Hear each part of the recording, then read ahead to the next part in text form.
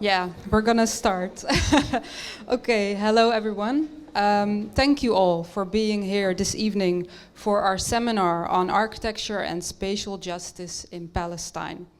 My name is Arna Mačkić, and on behalf of our group of spatial and cultural practitioners in the Netherlands, I would like to warmly welcome you. First, a very practical note. We have a photographer present here, and well, if you do not feel comfortable being photographed, you can just reach out to the photographer. So our group gathered around 7 months ago for the first time, primarily to discuss how the field of architecture and we, as part of this field, can respond to the extensive destruction and the violent realities of the genocide in Gaza. How can we share our knowledge on this issue and challenge the supposed neutrality of spatial professions? These discussions within our group ultimately led to this evening, prepared by our core team, which consists of Ali Assad, Saja Amro, Lada Hirshak, Nick Axel, René Boer, Saskia van Stijn, and myself. So this evening's seminar will explore the critical role of architecture, urban planning, and landscape design in the ongoing destruction and colonization of Palestine. Our panel will underscore the urgent need to understand how these fields have been employed as tools and will seek to exchange knowledge on these matters. Architecture, urban planning, and landscape design have played significant roles since the Nakba in 1948, shaping processes of occupation, exploitation, destruction, displacement, and environmental degradation. Beyond exchanging these destructive processes, tonight's discussion will also highlight spatial practices and resistance strategies. Through expert insights and in-depth discussion, we aim to explore how architectural professionals can take action in these times of mass destruction. So on behalf of our group, I would like to extend our gratitude to the Independent School for the City for hosting this event, and to Saskia van Stijn and the IAB International Architecture Biennial Rotterdam for their support in making this event possible.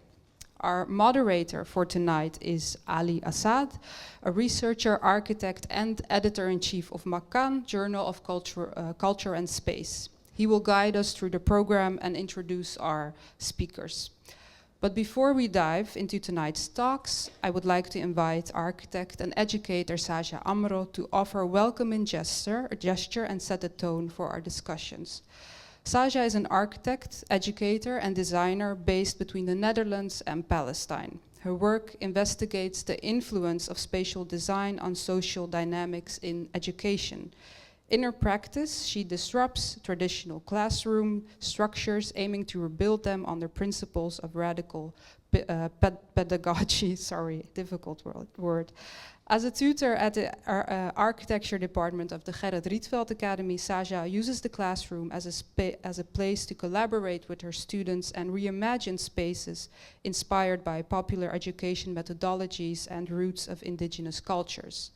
Saja, the floor is yours.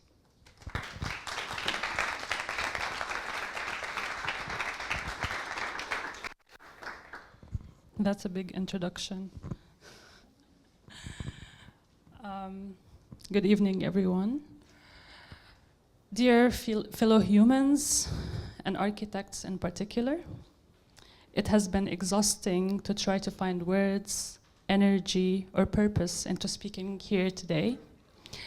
A performative talk and food gesture from Palestine, over a year into a war that lasted longer than the most pessimistic predictions and devoured more Palestinian lives than any other moment in history.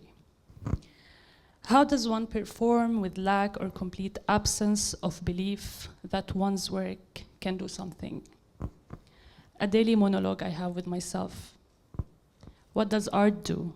Academia or intellectuality? What do they do in a time of genocide? Would our frameworks decolonize, or would our big words bring an end to the Zionist colonial project? With you, I will share my scattered thoughts in 3 segments. I start with the school. We hated school. 12 years of it, stacked in rows of desks, obeying rules, rising at dawn in the cold to be tested and judged. School stripped us from our right to roam our imagination, to be who we are.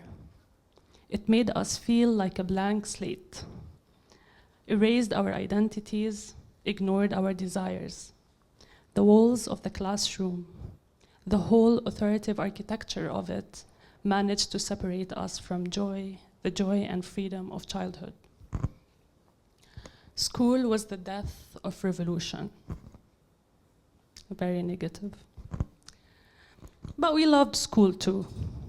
Every morning, reuniting with friends, feeling the warmth of the teachers, sprinting across the yard, chasing birds, playing hopscotch under the pine trees, sharing secrets, dreaming, and meeting soulmates.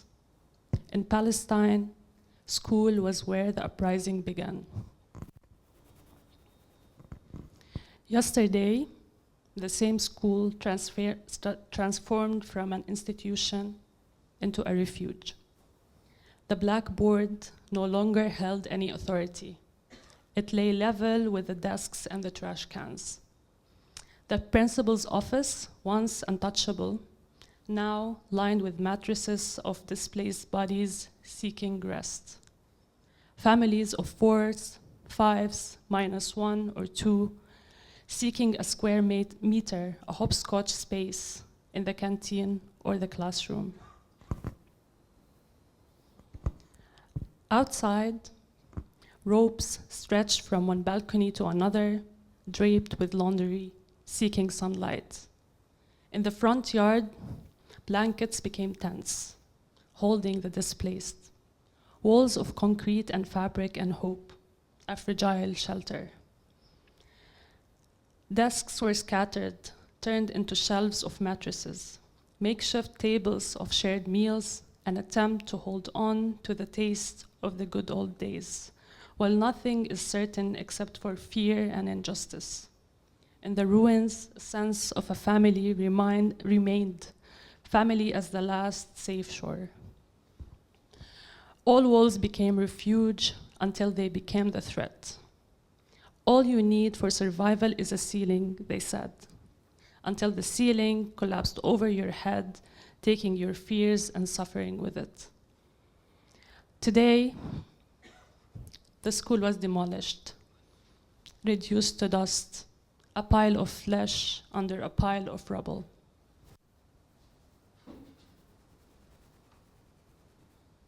I experience this genocide through the fantastic minds of 3 children. One hides under a blanket, embodying a ghost to escape the fighter jet. Another imagines the roar of warships as the calls of sea creatures. The third longs to become a turtle, gathering everyone safely beneath her shell. To their fantastic architectures of shelter and protection, may they protect them, protect us, and shield us from this nightmare. As an adult, my only fantasy is a shroud, a gentle, white, clean cotton covering for my body after death, smelling sweet. Not a plastic bag, not a blanket. It is my right as a human being to be shrouded with dignity. In the name of Allah, the most compassionate, the most merciful. And do not say of those who are killed in the way of Allah, they are dead. Rather, they are alive, but you perceive it not. The Almighty has spoken the truth. With hearts heavy and spirits broken, we mourn the martyrs of Gaza, lives stolen by the settler colonial entity, yet whose souls remain untouchable by death. They were sons and daughters, fathers and mothers, dreams and futures wrapped in the fragile gift of life. taken too soon, but never forgotten. In their sacrifice, we feel the echo of resilience, an eternal flame that no force can extinguish. Their lives were given not in vain, but in defiance of injustice. Their spirits soaring above the rubble, bound to the heavens. They live in the whispers of the wind, the songs of the birds, the prayers of those they left behind. We mourn a city, the promise of a future. No longer do we flip maqlube, nor roll vine leaves. We sit in silence, in bitterness, sipping our dark coffee, tasting betrayal with every sip. Al-Fatiha and any other prayers for the souls of the martyrs, and glory and immortality to the revolution and resistance. Assalamu alaikum wa rahmatullahi wa barakatuh.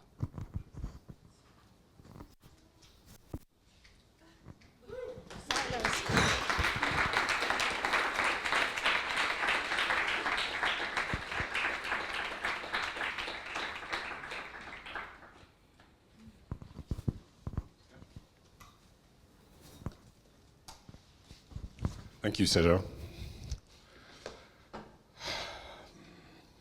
Hi, everyone.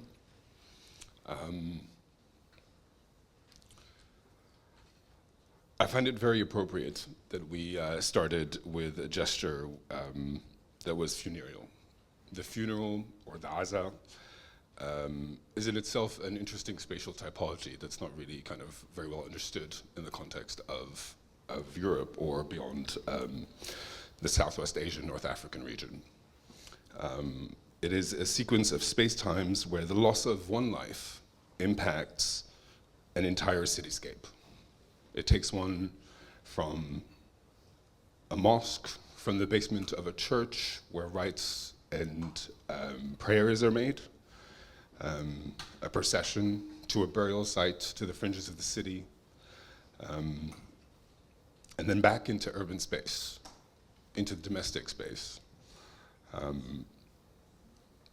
And it's a space, it's a sequence where everyone is offered a bit of bitter coffee and a sweet snack. The bitter and the sweet, both of which sustain us through our grief, sustain you physically and soothe your pain. So in that spirit, in the spirit of what Seja just offered us, I would like to offer us something of my own bitter and sweet. And that is to say that if we appear sad and somber, it's because we are. If we appear angry, it's because we are furious.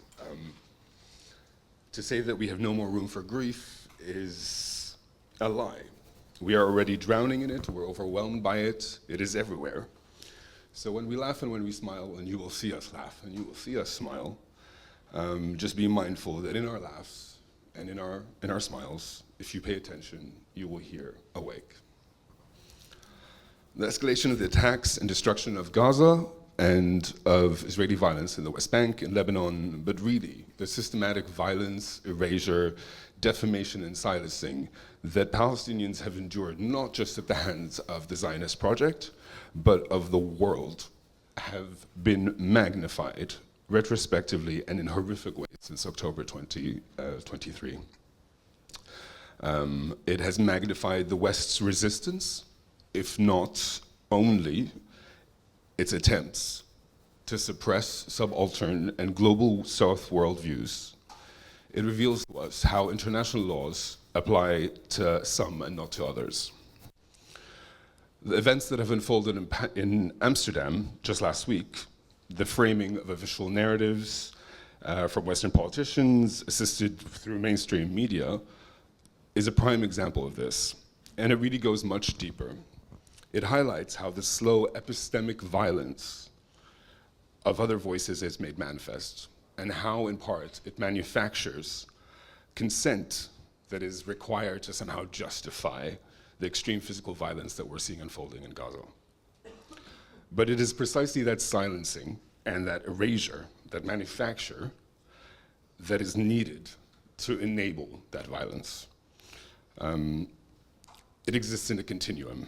And our focus on architecture today serves to really contextualize and highlight the role that architects play within that continuum. These are not necessarily the thoughts of someone who's really sat down and dissected architecture, but these are the immediate thoughts that I had in the last few days. As a discourse, and the pedagogies that reinforce that discourse, architecture has always sought to pat itself on the back. Its approach to history asserts its dominion over history as a progenitor or as an indicator of civilization. It tends to overlook the choreography of different agencies that come together and the broader societal frameworks that constitute the culture of architecture, the discourse of architecture, and the pedagogies of architectural education. The study of architecture history prioritizes aesthetics and forms of architecture so much at the level of image that it overlooks the socioeconomic, the sociopolitical, the territorial, and it divorces it from them. It purely focuses on architecture as a physical construct and as a reference for a way of building, an aesthetic, a school of thought, divorced from the implication of that work that is intrinsically lied to the practices of its creator and washes its hands of any form of accountability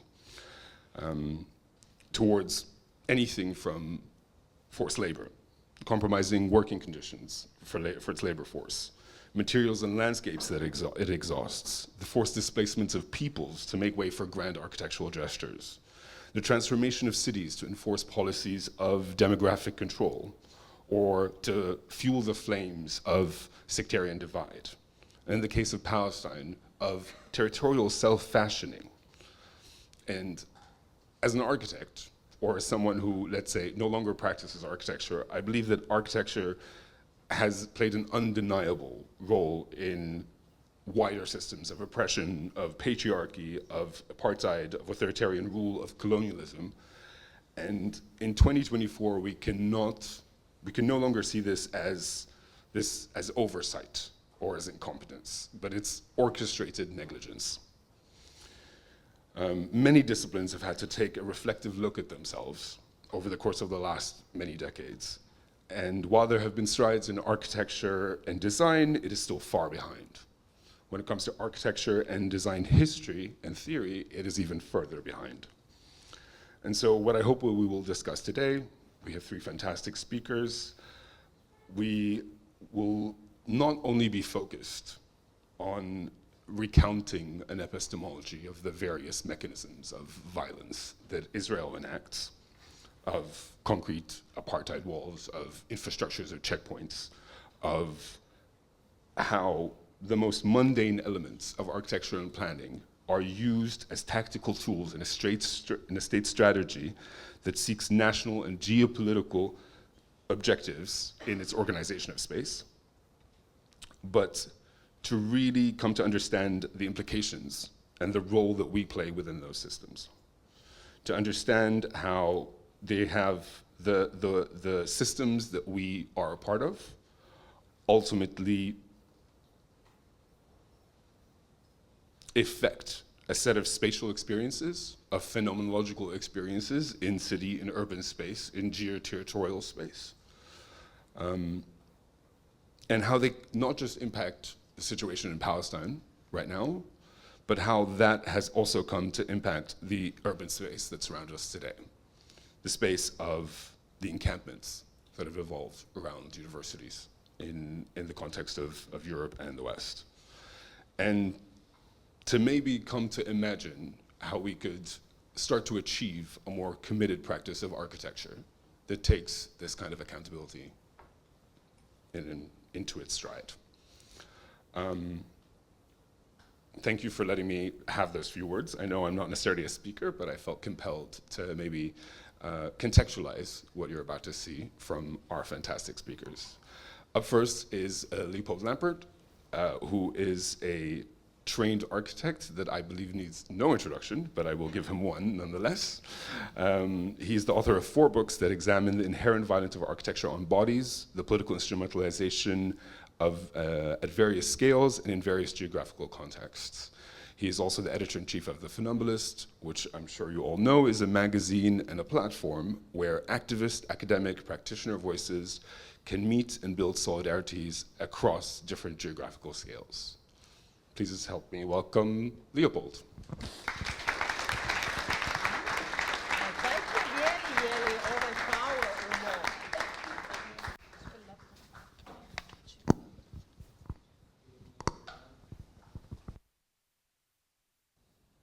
Is that better? Yeah, it is. Alongside my Palestinian relatives, Saja, Nama, Ali, and Yara. Thank you very much for having me. And in everything I do, I try to think how I can be useful. And being useful in this context, I understand that many people in the audience have something to do from far or from close with the discipline of architecture. So it is about understanding that the architecture of settler colonialism in Palestine is inherently the same discipline that we are all have something to do with.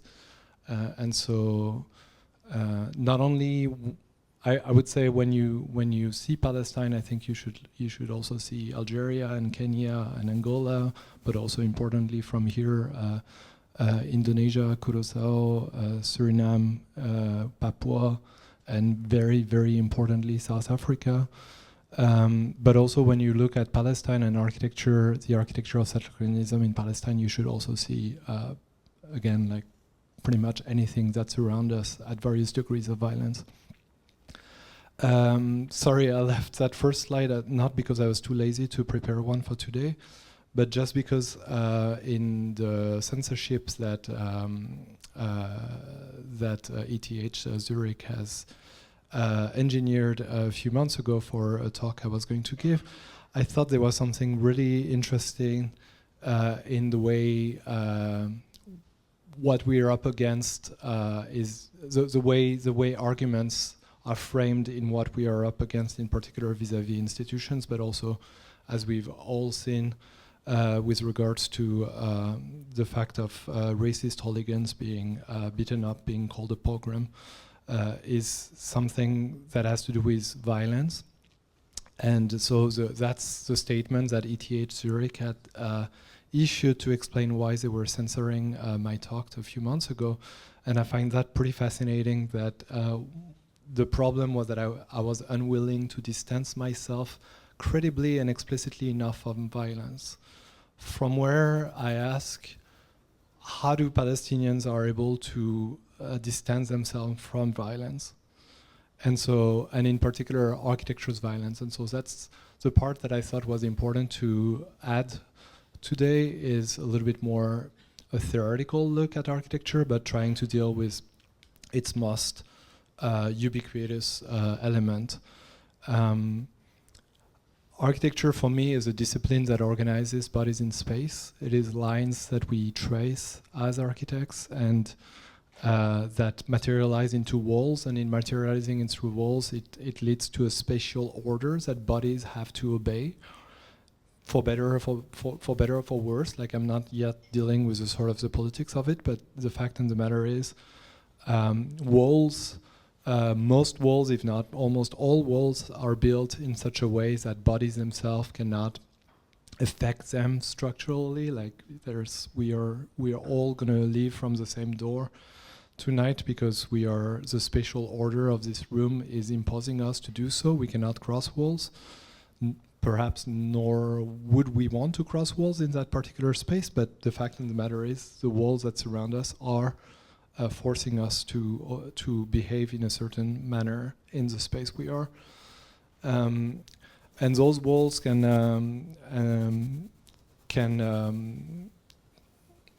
be combined in several different ways that leads to very different spatial orders.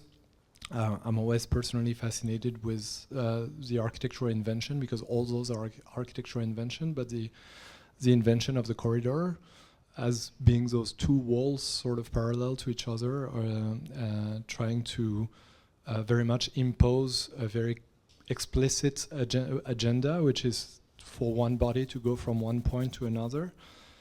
It becomes an even clearer agenda in the schemes of special schemes of temple granting in the U.S., where with those slaughterhouses corridors that lead the cattle to its certain death, with that for the cows to be scared of what's awaiting them. But of course, this sort of like very top-down humans to animals relationship of imposing movement through architecture can be found in many other humans to humans special orders, in particular in Palestine, in particular through the architecture of the Israeli apartheid checkpoints along the apartheid wall of the West Bank, as well as the blockade and siege walls of Gaza. So something I often say is that you can there's two ways for a colonial power to impose such a movement on colonized communities. You can either have every day 60 Israeli armed soldiers forcing Palestinian laborers who have a permit to be able to cross the walls because somehow their workforce is needed on the other side of the wall. So you can have those soldiers just like imposing that movement onto them, or you can have a much cheaper, much more durable means to do so, and this is called architecture. Architecture does what armed soldier does, it just does it better. And continuing a little bit through this very, very, very brief history of architectural invention that have tremendous political consequences, we invented two things that I think are we take a little bit too much for granted, which are the door, which is a wall that has the capacity of no longer be a wall, whether you rotate it or slide it, and therefore access bodies from one side to the wall to another. But of course, when you do that, you sort of vulnerabilize the spatial order you are imprinting in that wall, so you create a vulnerability in that scheme. So that comes with another invention that we call the lock and the key, and of course the key in the Palestinian symbology has nothing to do with that sort of power, but I guess we'll go back to it.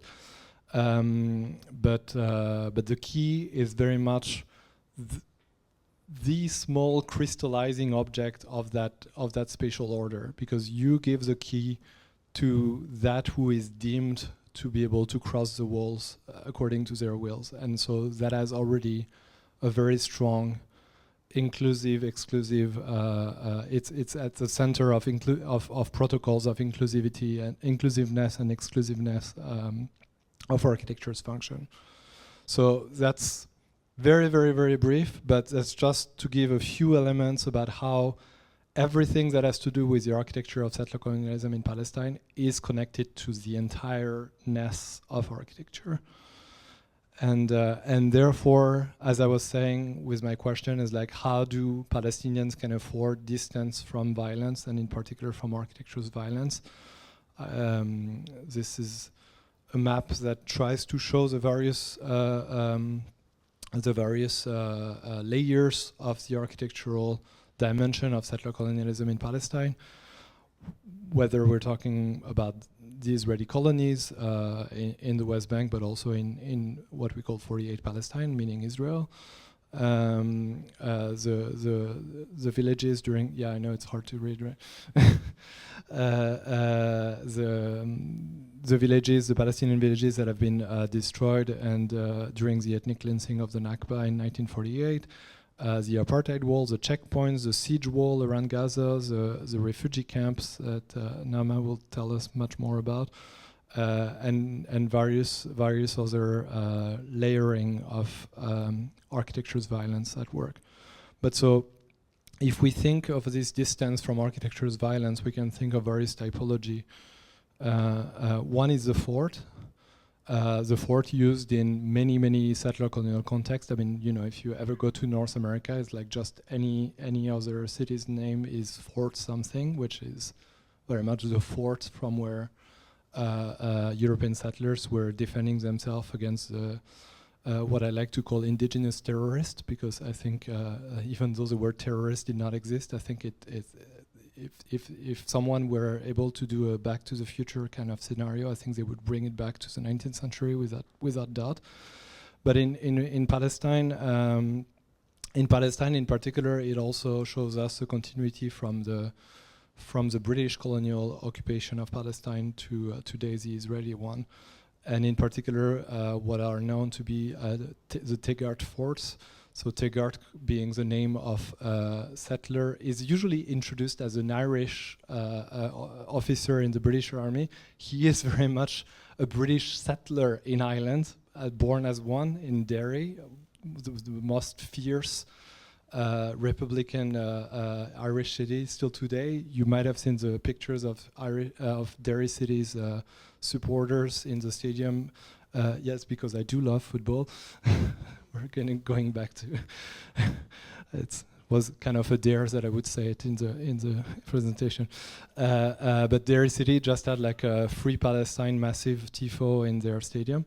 So he's born a settler in Derry. He became the chief of police of colonized Kolkata, and then was called to Palestine to build forts against the Palestinian rebellion velleities, and those forts still exist today. And of course, now they are part of the Israeli settler colonial infrastructure, as you can see.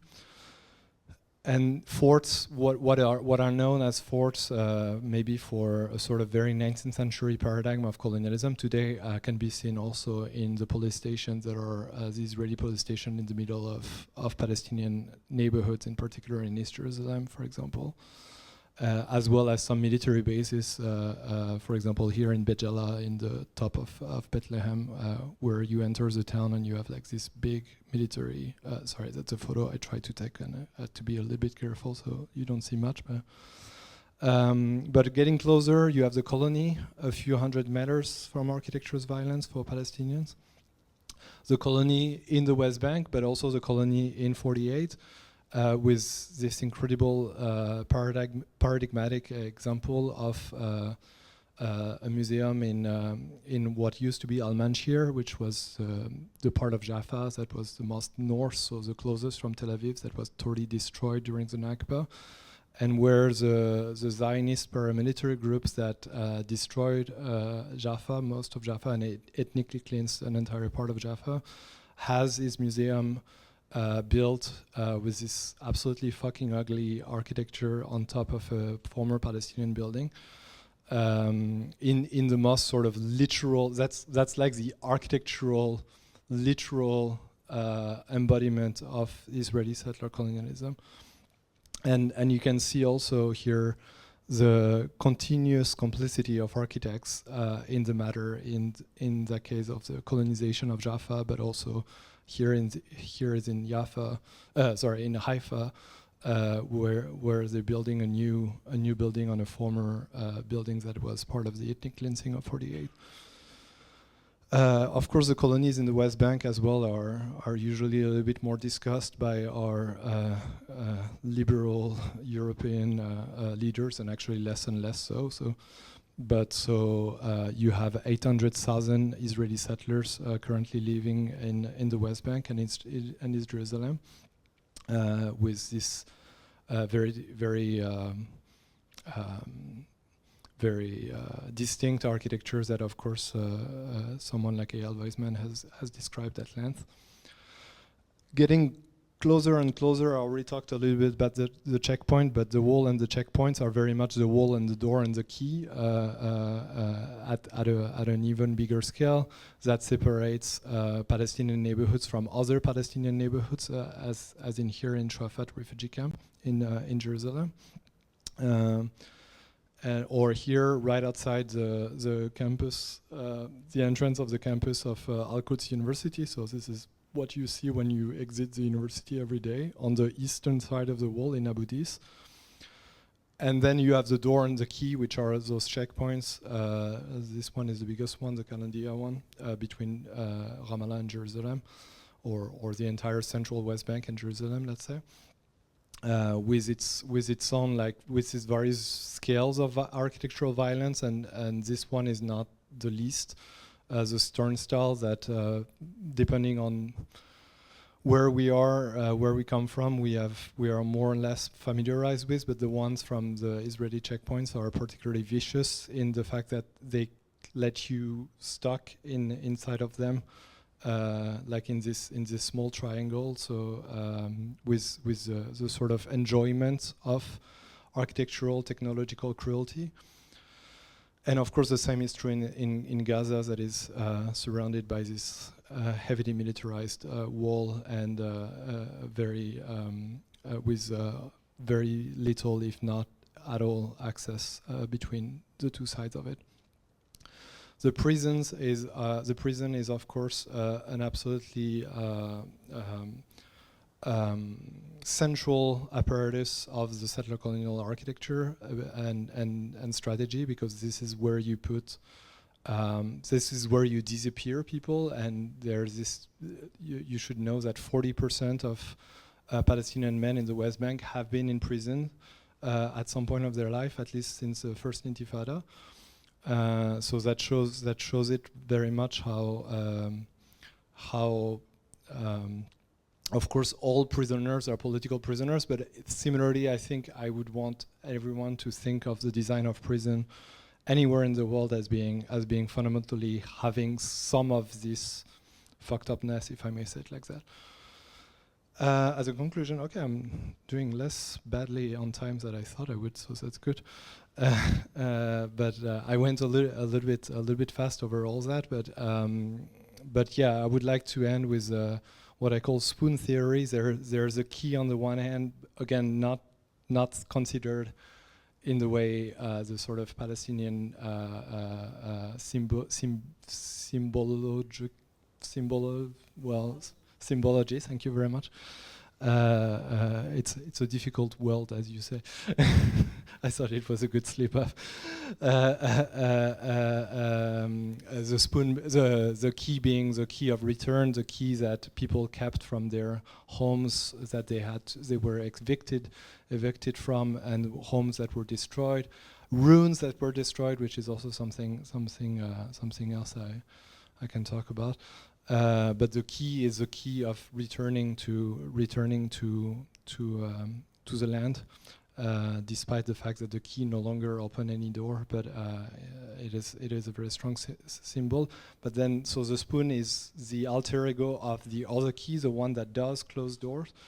And the spoon, of course, is a spoon that allowed for 6 Palestinian prisoners in May 2021 to escape from the Gilboa prison, military prison, right just a little bit north of the West Bank, by digging a tunnel under the walls of the prison outside of it. So the spoon is what allows.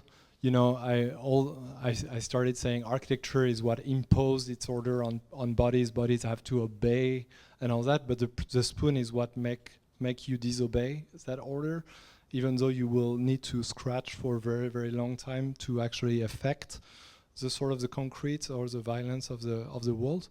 But this is a kind of scale of time that prison also provides, like the sort of the patience of you know what in the Palestinian terminology we might even call sumud,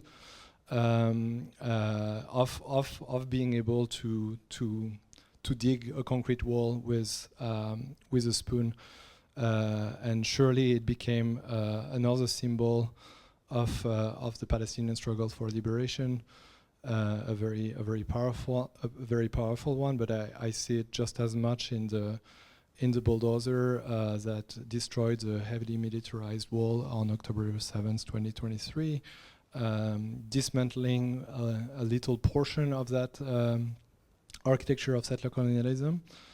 And so the bulldozer, that bulldozer is also the spoon.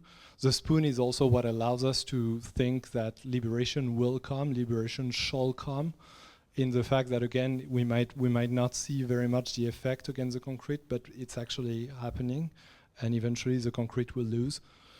And I will just end by saying those questions of bulldozer is literally what we are proposing in our most recent issue of the Funambulist that I have with me today, if you're interested. Anyway, thank you so much for listening, and talk more in just a second.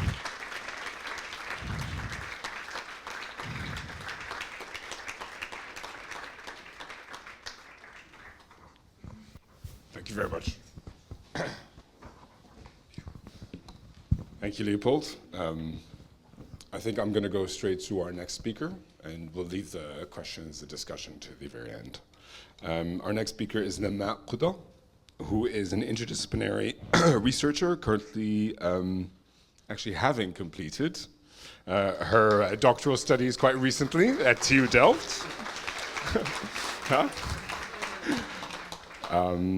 At the architecture department as part of the Methods of Analysis and Imagination group. Her research focuses on the architecture of displacement, particularly Palestinian refugee camps, with the help of methods from the fields of architecture, anthropology, and creative writing. Please welcome her.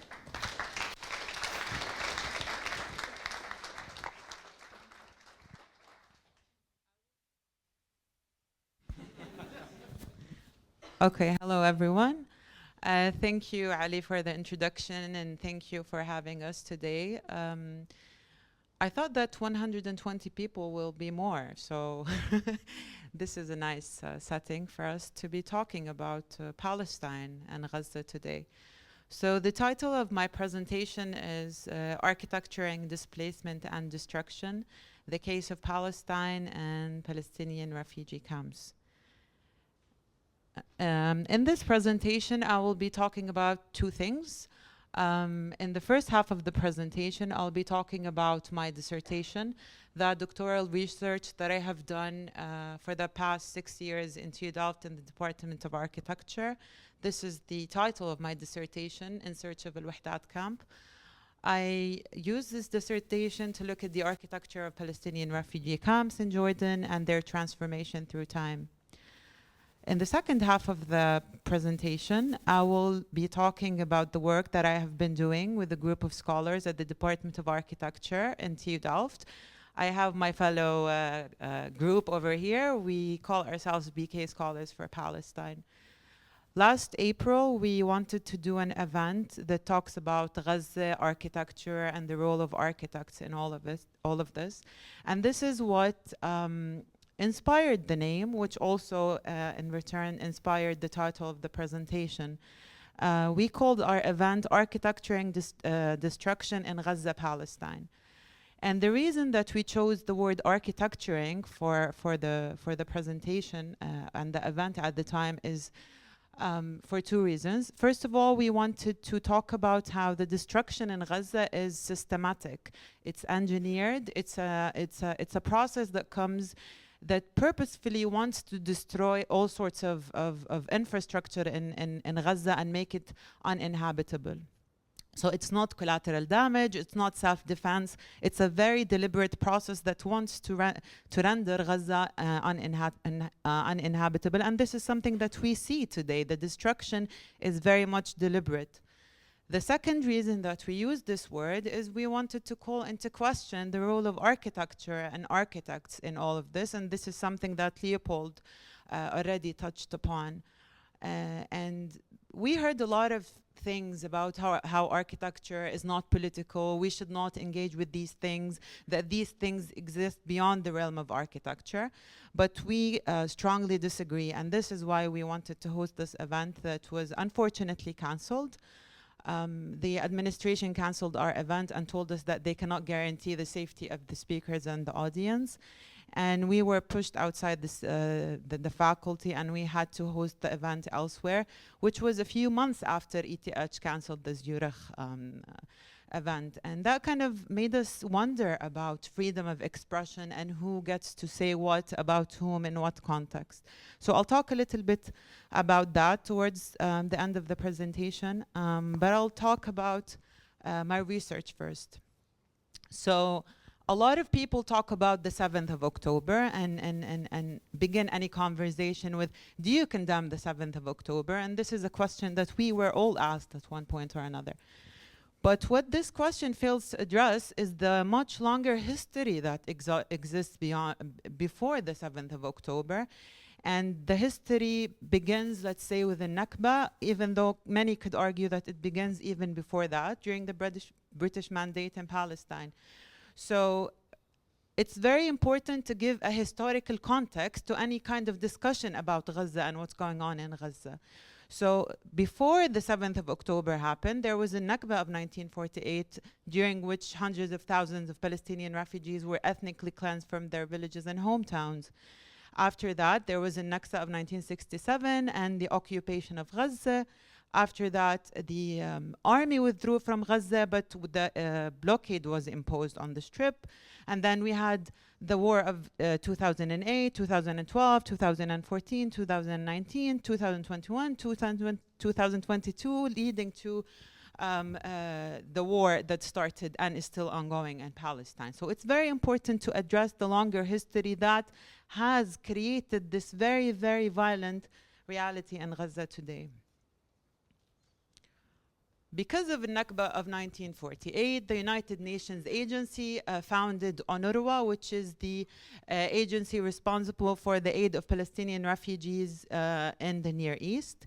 And UNRWA was responsible for building and managing Palestinian refugee camps in the region, whether inside Palestine or outside of it.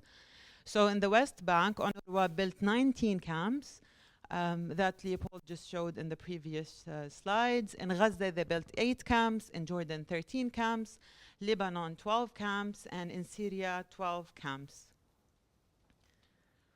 And what the settler colonial state of Israel is very keen on doing is that it works on producing the borders and the history of Palestine. So any conversation about Palestine or what they refer as Israel starts in the present, completely dismissing longer history that has produced the reality today. And this is a very central tactic to the production of colonial history. We don't talk about the past as a way of exempting the colonial state from the crimes that it has been committing over the years. The other thing that it works on doing is that it uses borders to fragment geographies. So if we look at the map of Palestine, Palestine never looked like this. There was nothing known as the West Bank. There was nothing called the Gaza Strip before 1948. These colonial borders were produced due to a Nakba of 1948, and the settler colonial state has continuously fragmented more and more of the space of Palestine. Through that colonial production of borders, it also works on disconnecting the Palestinian refugee camps that exist outside Palestine from the geography of Palestine. And it does so by never addressing Palestinian refugees in any discussions about Palestine's future. So when we talk about a two-state solution, when we talk about what's going on in Palestine, we never talk about the Palestinian refugees that are currently in the refugee camps. And this is very deliberate because it wants to disconnect them from the culture and the history of Palestine. What I was trying to do in my research was to reconnect the space of Palestinian refugee camps with the space of Palestine and to kind of challenge this colonial production of knowledge and history.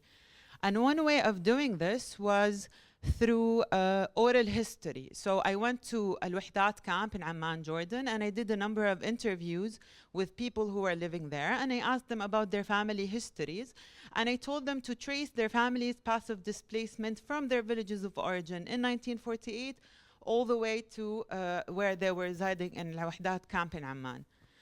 So what I have in front of you is one example of how I did that spatial and temporal tracing. So this family told me how they were ethnically cleansed from the village of Brej in Palestine in 1948.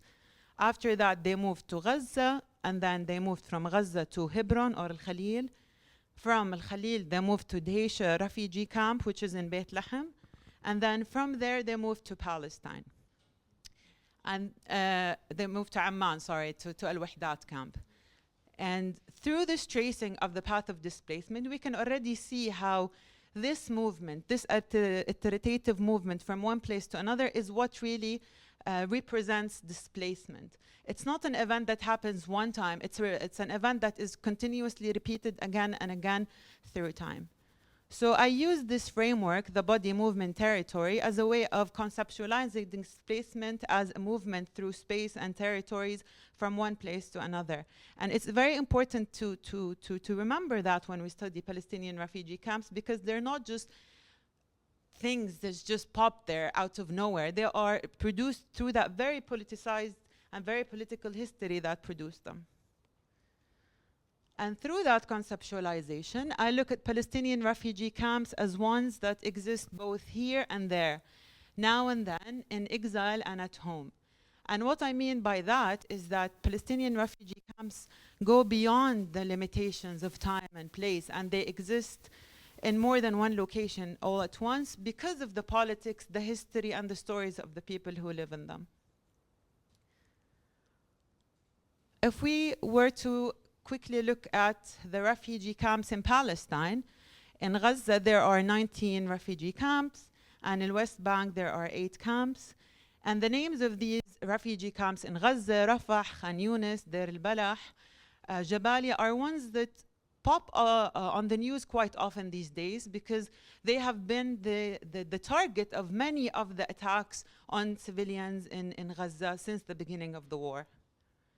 And that violence has not been limited to Gaza. It was also used in the West Bank and also in a number of refugee camps, such as Nur Shams refugee camp, which is in Tul Karim, in the northwest part of the West Bank, and also Jenin refugee camp, that was also the target of many military campaigns over the past few months.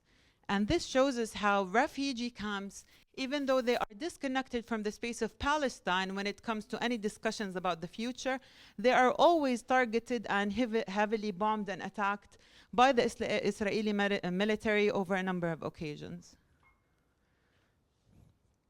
In Lebanon, there are 12 camps. In Syria, there are 12 camps. And in Jordan, there are 13 camps. And from there, I would like to share with you the concept of herbicide that pretty much explains a lot of what has been going on in Gaza and in the refugee camps in the region. So it's a term that has been coined in the context of the Yugoslav wars in the 1990s. This term, herbicide, refers to the deliberate destruction or dismantling of urban spaces, infrastructure, and communities, often as a means of targeting the social, cultural, and economic fabric of a society. It typically involved the systematic targeting of cities or specific urban areas as a strategy of warfare or political suppression. And this is pretty much what has been happening in Gaza, and this is pretty much what we meant when we said architecturing, because this is all very deliberate, very planned, and very calculated. And the pictures that I'm sharing with you are in Gaza during this war that started in October of 2023. And we can already see the size of the destruction and the very deliberate attacks on all sorts of buildings. We can see over here a dome of a mosque, and we also can see the destruction of residential buildings, not to mention the destruction and the targeting of the hospitals, the churches. Very old buildings that have existed in Gaza for hundreds of years have also been destroyed. So it's also a war on culture, on history, and on identity in Gaza. It's very important to note that 70% of the population of Gaza are refugees. There are Palestinian refugees that have been uprooted from their villages and hometowns in 1948 and settled in Gaza in the refugee camps that are shown on the map over here. And now, because of this war, these refugees became refugees again for the second and the third time, because due to this war, over 80% of the Palestinians in Gaza have become internally displaced and are currently residing in shelters, in tents during this hard winter. And these tents are also being bombed and targeted and destroyed due to the Israeli attacks.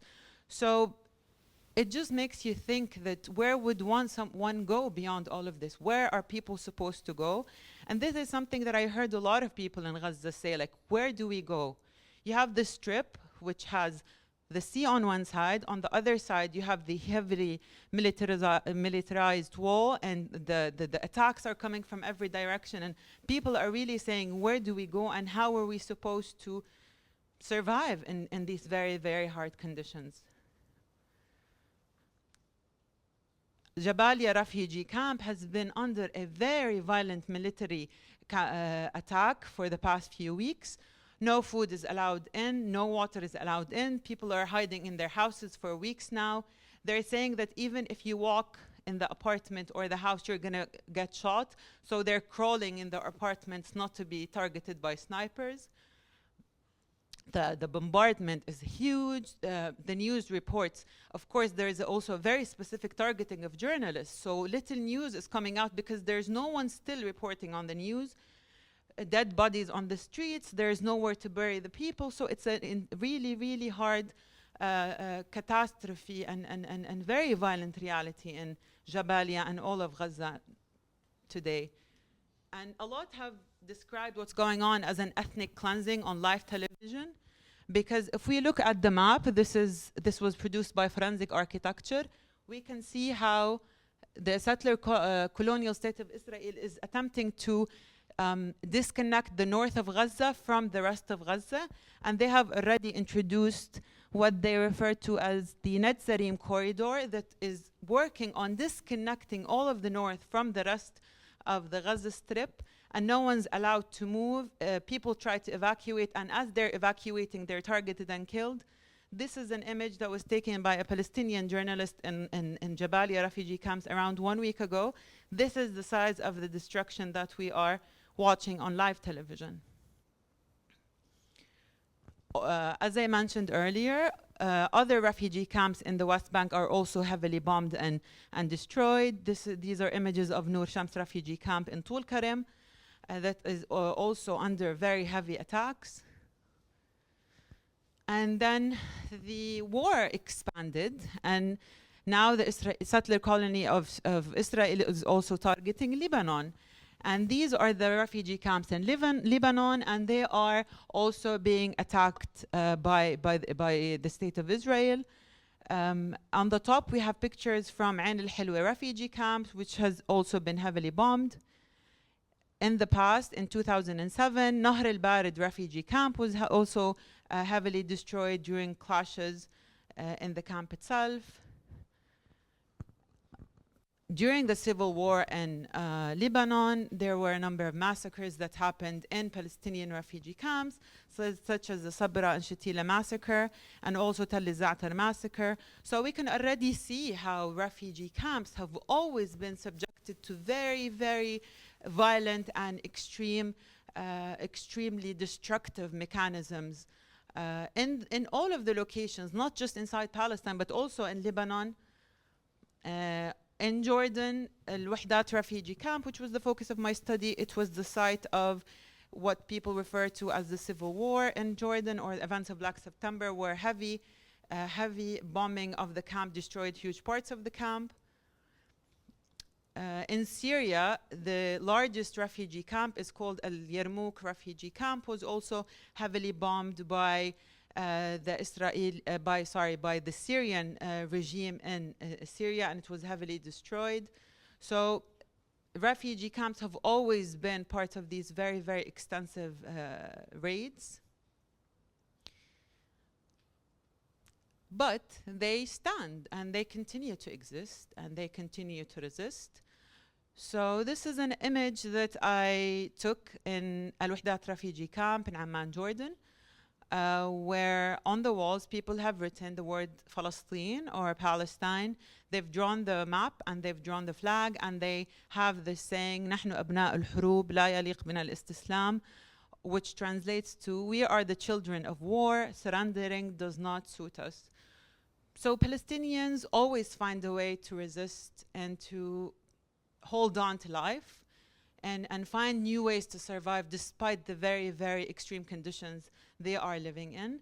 And this is not to romanticize, Palestinian resistance or describe us as the phoenix that rises from the ashes and all that pointless romance, but the whole idea of this is that Palestinians believe in the right to return, and we do believe that we will return. If you talk to any Palestinian, they will tell you, we will return. If not in this lifetime, maybe the next.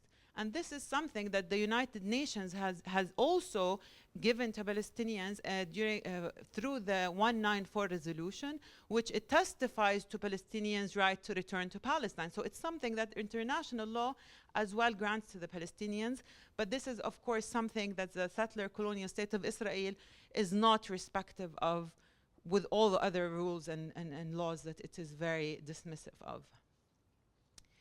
Very quickly, I will share with you some of the work that we've been doing at the faculty. I use my dissertation as an opportunity to talk about Palestine and Gaza in every opportunity that I can. We started BK Scholars for Palestine around 1 year ago to talk about Palestine and to occupy the space to talk about Palestine. But as I said, our event was canceled, our posters were ripped, as you can see, but we hung them back on as an act of protest. We gave the faculty such a hard time, and we will continue to do so.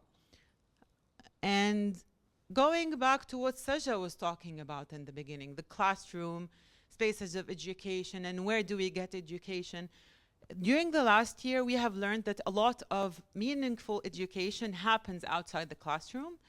We have had a really inspiring encampment by the students. They have done a number of actions around the campus, wanting to reclaim the space to talk about Palestine. When our event was canceled, we held it nevertheless in an independent location outside campus, and we had a lot of people expressing interest in what we were doing, and that really gave us the reassurance that we needed, that there are people out there who really care about justice and want to learn more about what's going on.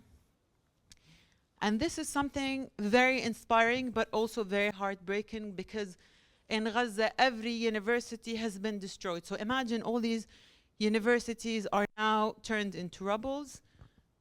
There is a term called, this is my hard word, scholaticide, which talks about the deliberate targeting of all educational infrastructure. And this is the situation. Schools are bombed, students are killed, teachers are targeted. A lot of the infrastructure has been destroyed, actually. And it just makes us think, who has the right to education? Why do we get to get education while other people don't? Thank you.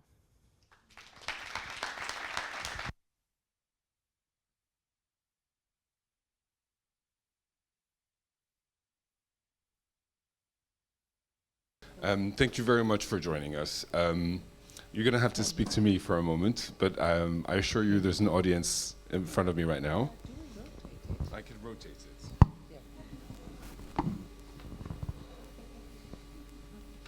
There you are. Hi, everyone. Hey. They're all Leo. waving to you Hi. right now? Nice Fantastic. to see everyone. Hi. All right. Our next speaker joining us from London is Yara Sharif, who is a practicing architect and academic, employing design as a tool to rethink contested landscape with a new take on spatial practice. She is a co-founder of Palestine Regeneration Team, PART, and recently Architects for Gaza, which I'm sure most of you would probably be aware of at this point, a design-led research group that aims through speculative and live projects to search for creative and responsive spatial possibilities in a fragmented landscape. The floor is yours. I hope you can hear me okay. I will be today presenting on behalf of myself as Yara and on behalf of PART, which is Palestine Regeneration Team, and also on behalf of Architects for Gaza. And I thought maybe that today I will talk a little bit more about this whole concept of challenging absence, erasure, particularly across the coastal edge of Palestine. So while I will be talking about Gaza in particular at a later stage, but I felt that maybe it's good to put things in context across the bigger coastal edge of Palestine, including Jaffa or Jaffa. As you may know, or as you know, that what we try to do as Palestine Regeneration Team, myself in person, but also maybe now Architects for Gaza, is we try to really think how we engage within the politics of the place, how we question what architecture and urban practice do, and maybe come up with strategies that combat colonialism and occupation. So what I will do today is really try to narrate and reconstruct this reality of Palestinian landscape, which is becoming an absurd landscape, but maybe share with you some attempts to respond to this current landscape. I will particularly discuss this danger of absence that is becoming far more intensified lately, especially with what's happening in Gaza, the cultural erasure. And I keep referring to this term, a foot on earth and a hand in the sky. And I feel that maybe we always need this foot on earth and where we are grounded, but also a hand in the sky, to assure also that there is a space for imagination, there is a space for healing, there is also a mental space that can liberate us from the extensive boundaries.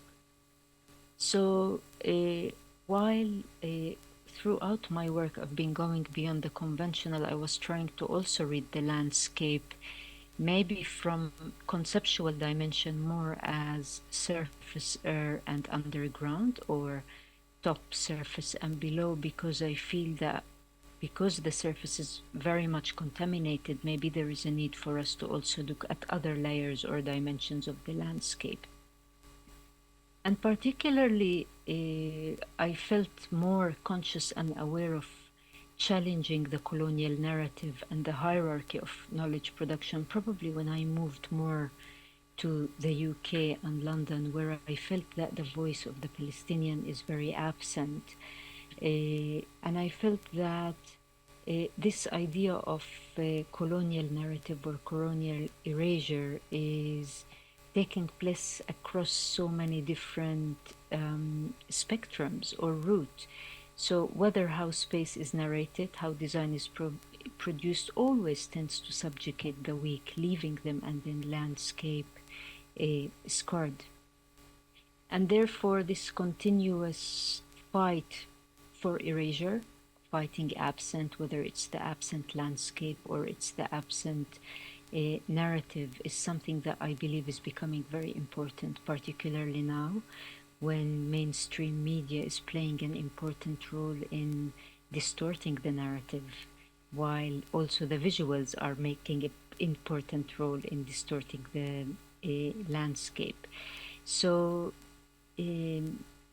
this kind of concept of distortion or erasure or enforcement of absence has been best maybe presented by the Palestinian cultural theorist Edward Said, where he used the notion imaginative geography to refer to this manipulation of space through certain image or text to influence our human perception.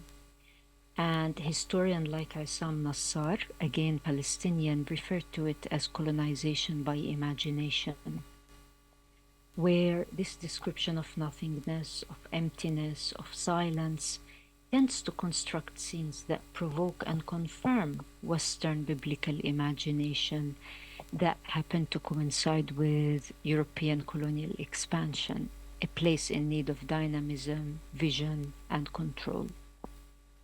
So really drawing on the work of Said and Issam Nassar, this manipulation and colonization through imagination has been ongoing since 1900, whether it is through literature or it is through map. The absence is intensified with architecture, with news, with story. So really there isn't such a thing as architecture is not political. Architecture really lies in the heart of politics, and I'm sure with the lovely presenters that you had earlier, this has been well manifested. And therefore this kind of constant ideology of erasure an absence. The Palestinian landscape, with its outstanding natural treasures, the urban settings, has been constantly reinvented by the colonizer. Palestinians who inhabited the land with their everyday practices, traditions, have been left out of the scene of the picturesque setting, as if they have disturbed the landscape. That's why it's very important that we keep reclaiming that narrative. That's why it's very important that we keep reclaiming the map, that we reinstate the narrative, even through small scale intervention, through accumulating small change, through empowering, because erasure happens through also small scale accumulation. So keeping that mental memory of the landscape becomes very important. I want to start to talk about Jaffa, which you see here, if you can see my cursor. And then I will move to Gaza, because I think there is a lot of parallels that one may draw from how Jaffa's image has been reinvented, and today how Gaza's image is being reinvented. And this part of work that I'm sharing is part of a research that I've been doing also alongside my colleague Nasser Gulzari on modernist architecture in Palestine, particularly talking about white or whiteness, how it became a marker, but also an erasure. The white city of Tel Aviv, which has been claimed with its international style to be the local vernacular, is a subject that I would like to talk about. Tel Aviv, when it was invented on the lands of Jaffa, was a process of erasure to our familiar, erasure to that familiar scene of Jaffa, which has been cluttered, distorted, and contaminated. The narrative has been made absent, and the community have been rendered invisible and non-existent. Unlike the local Palestinian sandstone construction built directly on the region's sandstone layer, Tel Aviv is built its white city by first removing 2 meters of sandstone layer entirely, creating concrete foundation to replace the dunes. Instead of building alongside the existing people of Jaffa using traditional methods and materials, Tel Aviv scraped away 4,000 years of cultural heritage before constructing its white city. This is a quote from Rothbard. This kind of like a myth of the white city coming into a land with no people, the modernism, was really taking place with no reference to Jaffa, the actual city, the actual context there. These are images of Levant Fair posters, which is calling citizens of Palestine to come and participate, to get exposed to modernity, to get exposed to multiculturalism in the new city of Tel Aviv. The kind of whole context of the Arab world, the whole context of Arab modernism, the whole culture that was taking place and the local vernacular was completely left out, erased, non-significant. Fair Levant was taking place at a time where Palestine have already hosted 2 Arab fairs in Jerusalem organized by Isa Laisa in 1931 and in 1933. Exhibitions taking place from all over the Arab world all happened there. This whole kind of idea of Palestinian culture and modernism really kind of was completely left out of the scene at that time. And you can see the militarized angle of the building of the white city. At that time, they called Patrick Geddes to come and draw the master plan of Tel Aviv, the new modern master plan, where then he argued that that modern city had to grow from history. The reality is, when the master plan of Tel Aviv was drawn, there was no reference to Jaffa or Jaffa. It ended up becoming a collage of different cities, bits of Edinburgh and bits of Balrampur, India. This contrary to the discussion at that time of relating certain strands of modernism to history and to the street. As Geddes said, the architecture of the White City, due to its denial of the place, the existing cultural and physical heritage of Palestine, and the colonial ideology, unlike the claim, failed to address some of the original social aspiration of the modernist movement then, missing social aspects, looking inward citadels that really defied the fabric of Jaffa with its street culture and neighborhoods. Well, Posner kind of referred to this in an interesting, referred to the taxonomy of the White City or the international style as a critique to the White City. Then he said white became default condition. White became self-inflicted black, a modernist spell, a lack of status and orientation. The white is a misconstructed affirmation of Western identity, a bipolar architecture, attributed of political hegemony and brutal violence. So part of our argument when discussing Tel Aviv or the White City, we felt that the White City was really dressing itself white to pretend to be someone else. The modernist, the international style, the garden city, the brutalist, the structuralist, the gods of cement, all were reduced to a whitewash, of modernism, or a really market-driven fantastic form-making. The skin, which is a symbol of modernity, became nothing but a fake dress with no soul. Just a few kilometers away from Jaffa lies Gaza, its sister coastal city, also known with its own history, culture, journey, and ritual. Gaza was a trading hub and a meeting place for various cultures, languages, and religions. Away from the mental image that is currently imposed on us by media outlets, Gaza is a port city that was once associated with trade routes. In the case of Gaza, the extent of destruction and erasure, spatiocide and ecocide, have taken an extreme scenario. The city fabric and infrastructure have been erased. They destroyed sense of place. Our efforts continue to keep Gaza on the map, to maintain the story and think of means to rethink Gaza has become a challenge. How do we fight this systematic erasure? And therefore, one of the key aspects that we have been thinking of as Palestine Regeneration Team, but now as architects for Gaza, is how do we rethink the city? How do we mark the city? How do we narrate a city?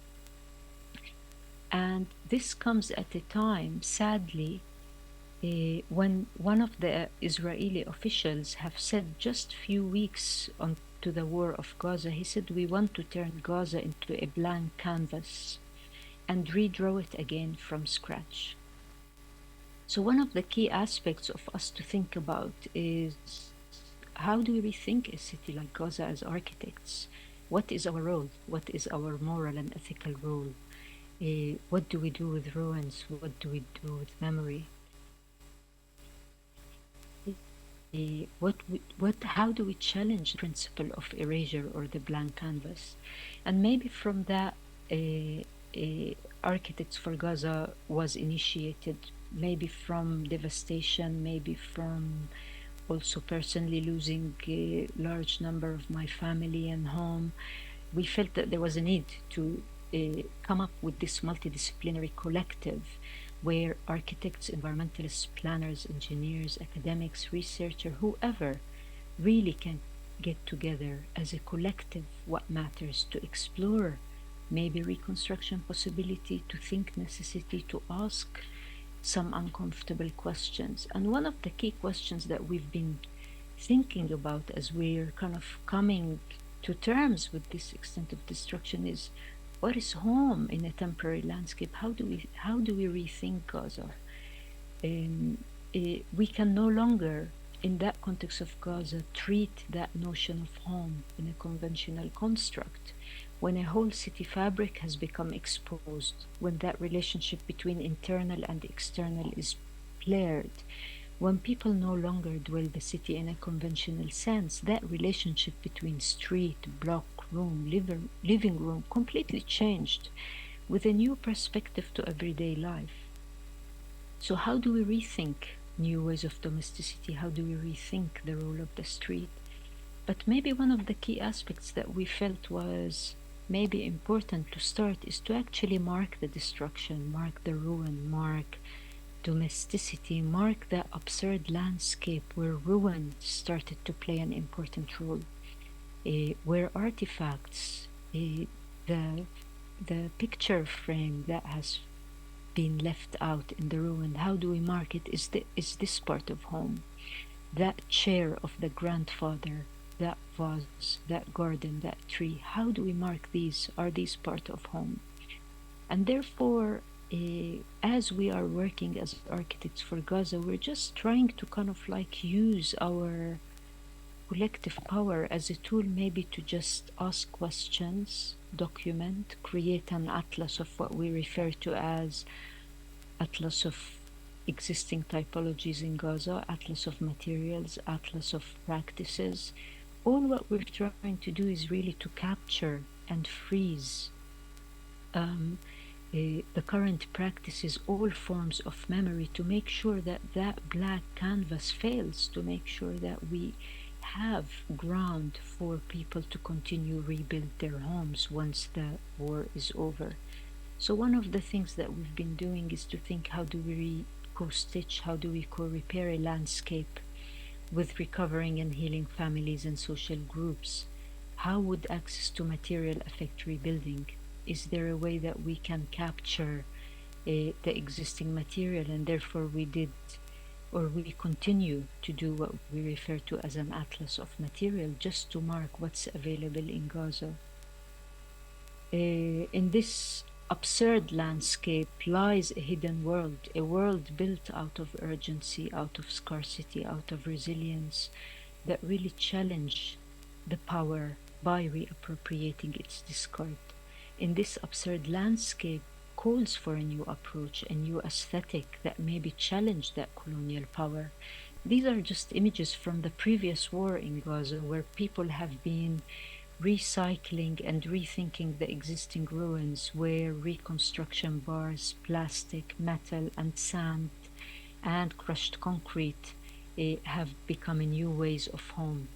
So part of the work that we were doing was really trying to experiment in Gaza and also here in the UK and also in other parts of the world now with the big group of architects for Gaza, is trying to learn, trying to document from the locals, and trying to see whether architecture can have an inspiration and facilitate for conditions to happen.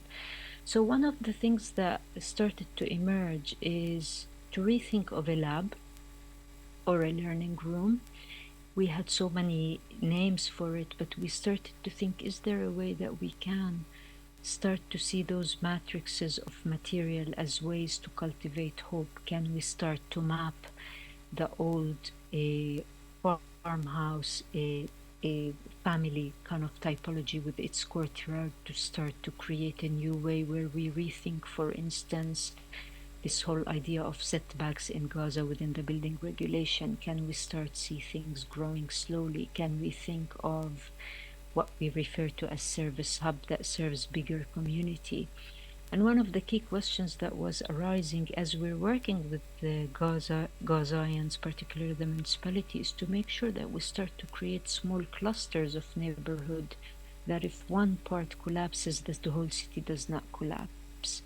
So part of that kind of what we refer to as lab is to try to test out what we can do with ruins and rubble.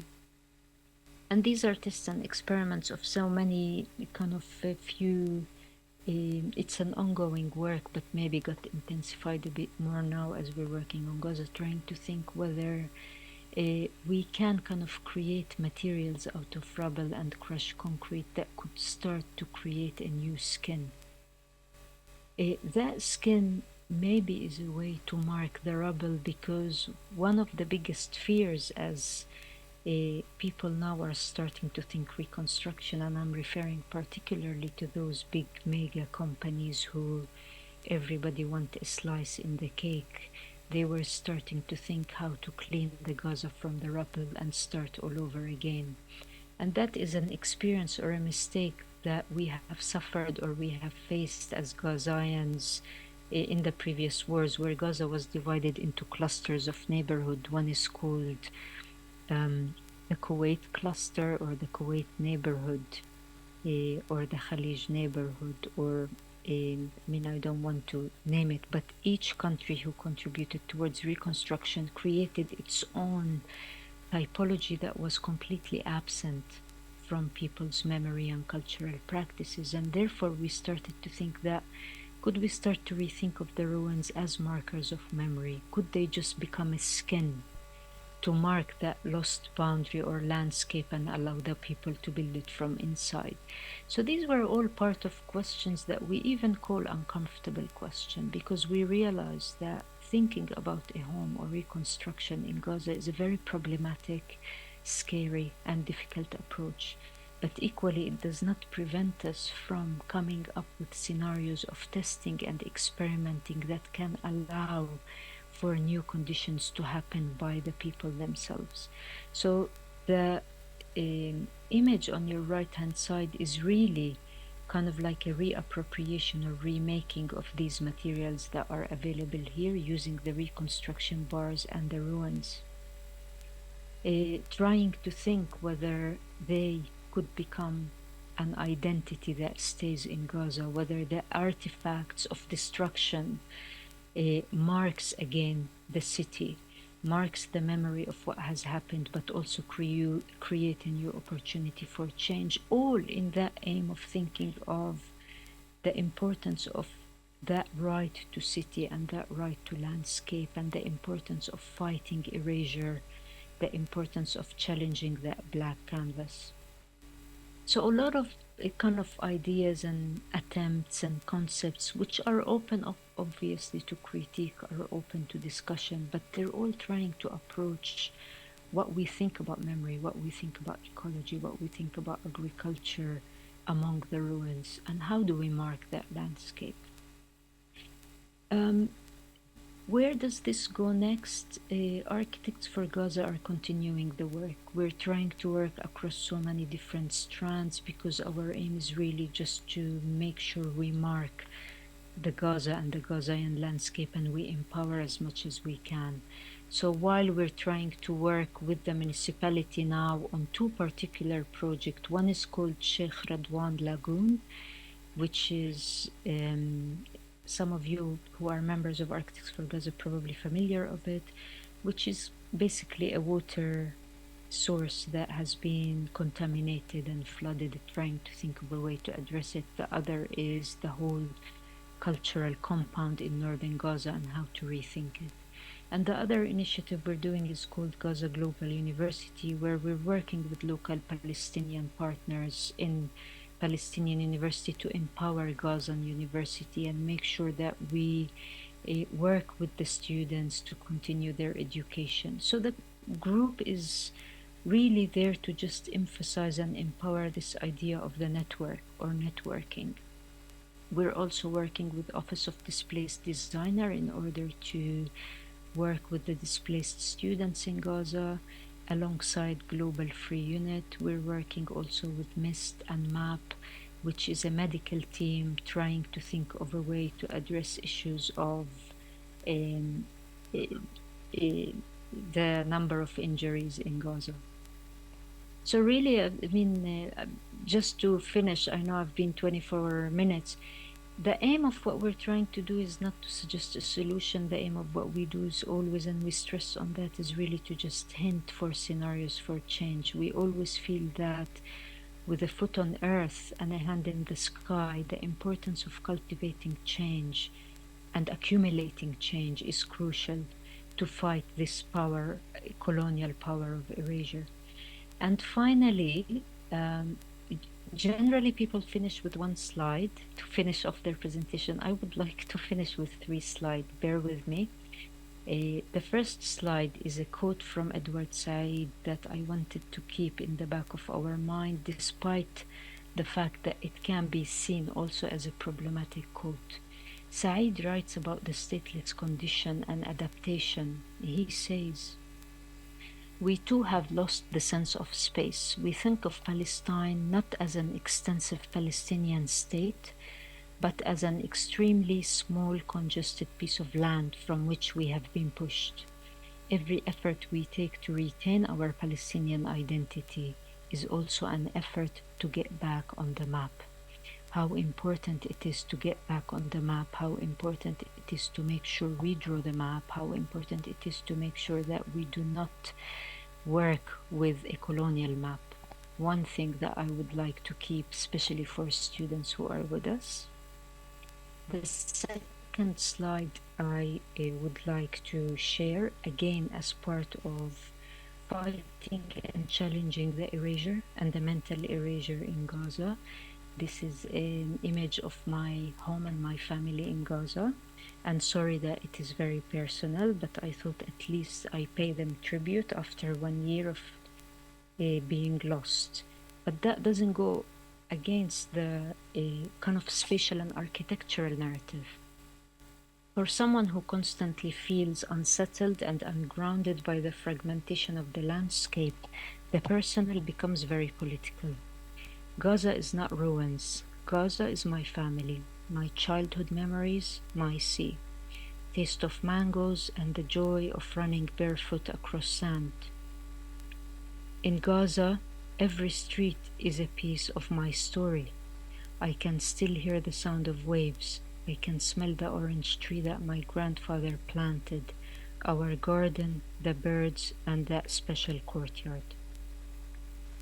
And finally, I just want to end with extract from a film that we have made as we were trying to think Gaza. Probably you will not be able to hear the sound, but I will leave this with you and we can stop anytime you want. Thank you very much for listening.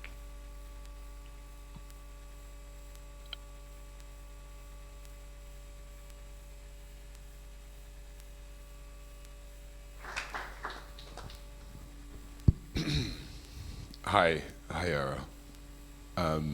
Thank you very much.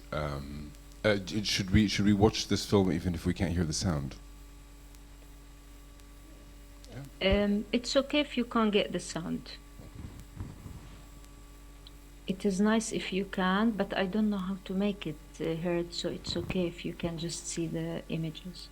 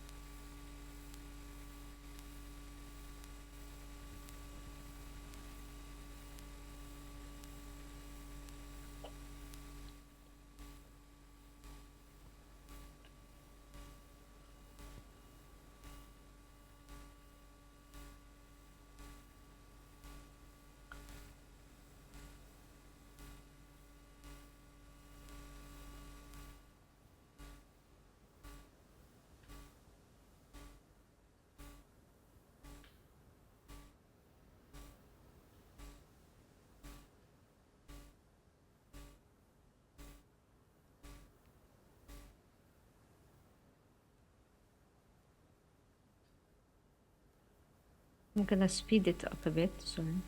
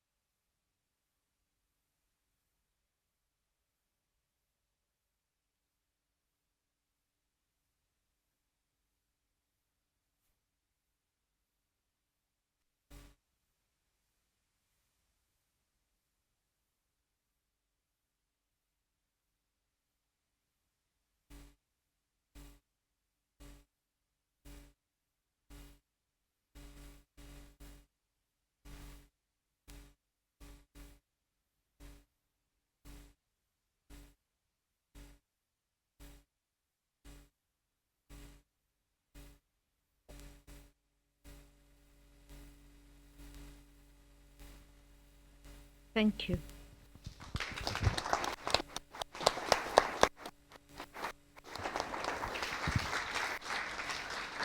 No, I cannot hear you.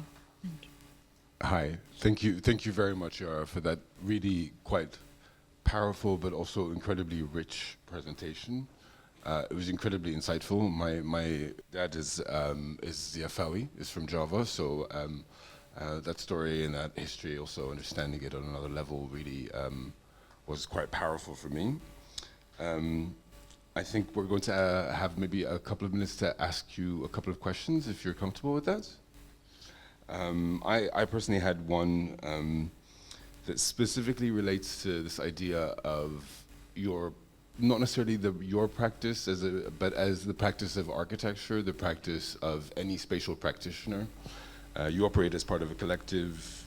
You spoke about romanticizing the uncomfortable, about marking these landscapes of destruction and understanding how that impacts an evolution of the notion of home. But you also, in addition to these atlases of materials, into these studies of destruction, you refer back to the memory and the practices of the people themselves. So to what extent do you see the role of the architect? Are they a facilitator of those practices, or is it their role to document and collect, use their skill sets in that way to help others impact change? Thank you. I think, I mean, of course, it goes without saying that the importance of the role of the architect in a context like Gaza is to be a facilitator. But that's equally a difficult and a tough one. And I also think it's not easy to be a facilitator, and what type of a role would one have? There were a lot of questions that we are facing now, like, are we going to...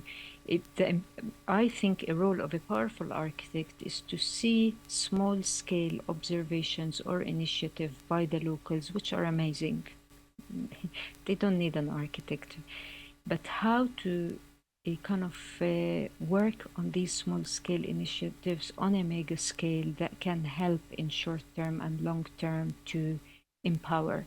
How can they become more complex architectural resolution that can help in addressing key aspects like right to resources, like right to water, like right to home, regardless what that home means?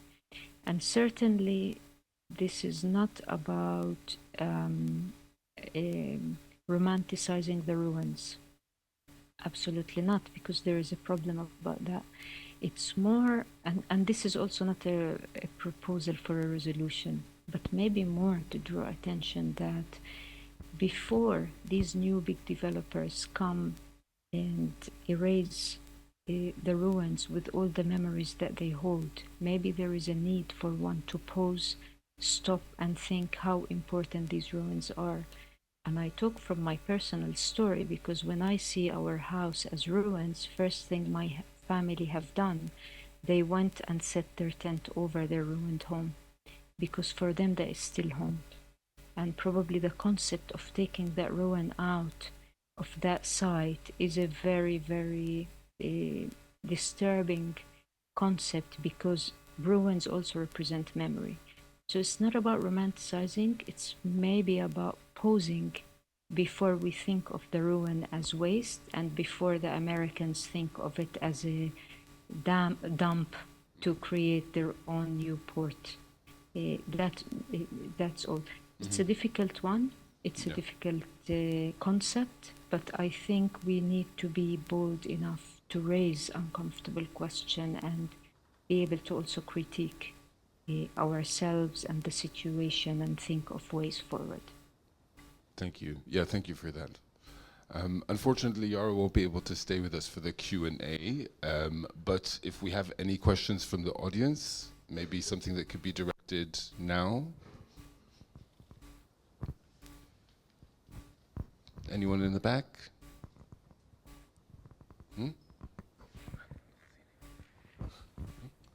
Oh.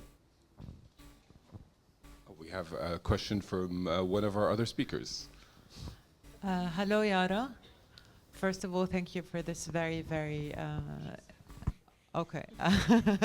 Thank you for this very insightful presentation. And it's always different to hear someone from Gaza speak about Gaza. So that always adds a very special layer to it. I would like to ask you about reconstruction and what you said about romanticizing their ruins. And how do you navigate the challenge of envisioning the future and thinking about what will Gaza look like amidst all this bloodshed? I mean, I really wish that our problem is how are we going to reconstruct, because we all know that it's not. The issue is let's stop the killing. So how can we think about the future, even though I fully agree that it's very important to think about it because huge parts of the infrastructure have been completely destroyed. So and you're from there and this is your home. So if you can just tell us about how you navigate the complexities in that kind of situation. Thank you. Thank you for your question. It's a very tough one. I mean, also on a personal level, I feel like I don't want to think about anything at the moment. I just want to mourn my own family rather than thinking. But I think it's very important. I think it's not only thinking about the future, it's also thinking about the present. I think the problem of Gaza is it's not now. The problem of Gaza is gonna start once this genocide stops and people pause and start thinking of the extent of the crisis, the mental, the personal, the memory, as well the architecture. We cannot see one in isolation of the other. It's impossible.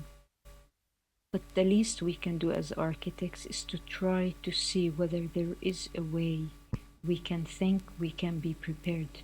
And I'm not working on my own. I mean, the projects that we're currently working on are with the municipality and they're working from their own tents. I mean, the way that things are being planned is we know that we can only Zoom before 4 o'clock because the generators were stopped and we don't have electricity. We know that the solar charger will only last us this, and we are thinking about very practical urgent issues related to cleaning water, related to how do we access, how do we filter, because any right for living, the least is we need to require the basics. And sadly, whenever we talk about erasure and war, we also talk about loss of creativity and loss of the ability to think and imagine.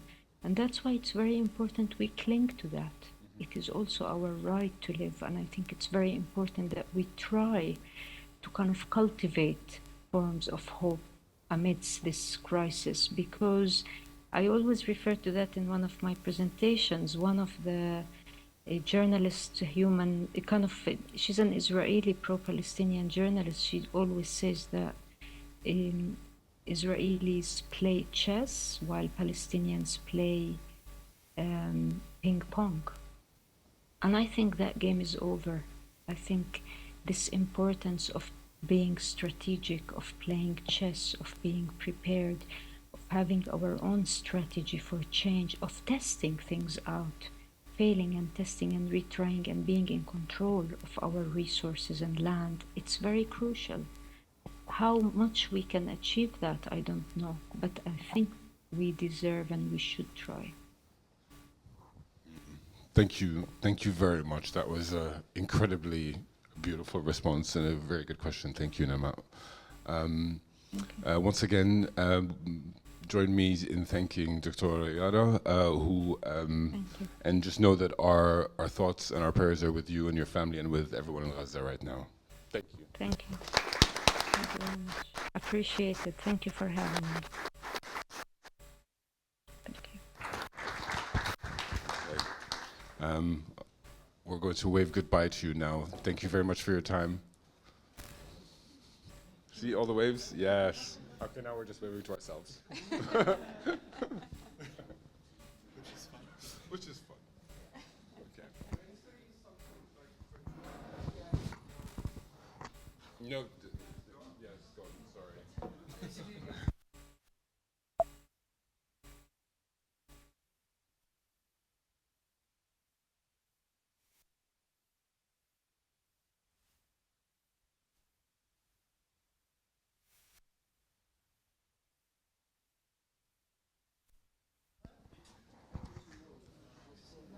Spatial. It's terrible. No. Oh. Oh. No, do you have a place to sit down? Yeah, Oh. yeah. Oh, okay. Yeah, there. Oh, thank you. Now you zoom in.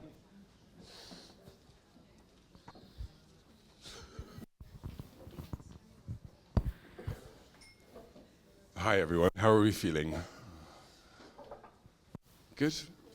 Yeah, it's been a bit of a roller coaster of emotions, but I think it's quite beautiful that we can come together and hear all these very different views.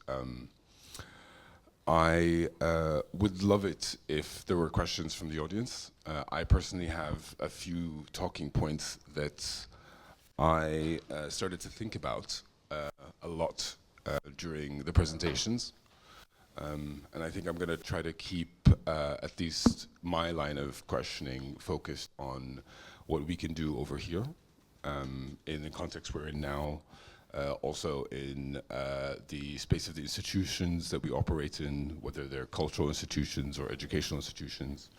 I think the theme of the space of the school and the space of education, the type of education that happens both within the classroom and the encampment is something that has come up in all three of the speakers, actually all four of the speakers' presentations.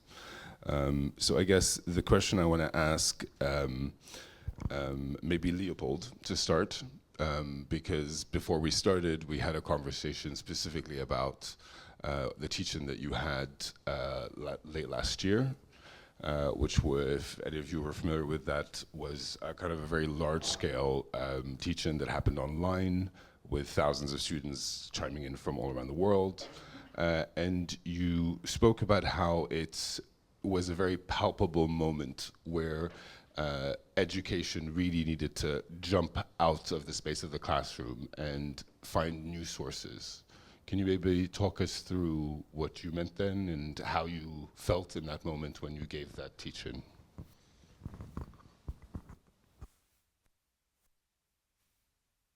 Turn it off. Okay. Yeah. Yeah. Yeah. I mean, I don't know. I'm not really an educator myself, so I barely had to think of it as taking it out from the classroom because I don't have much in the classroom myself in general.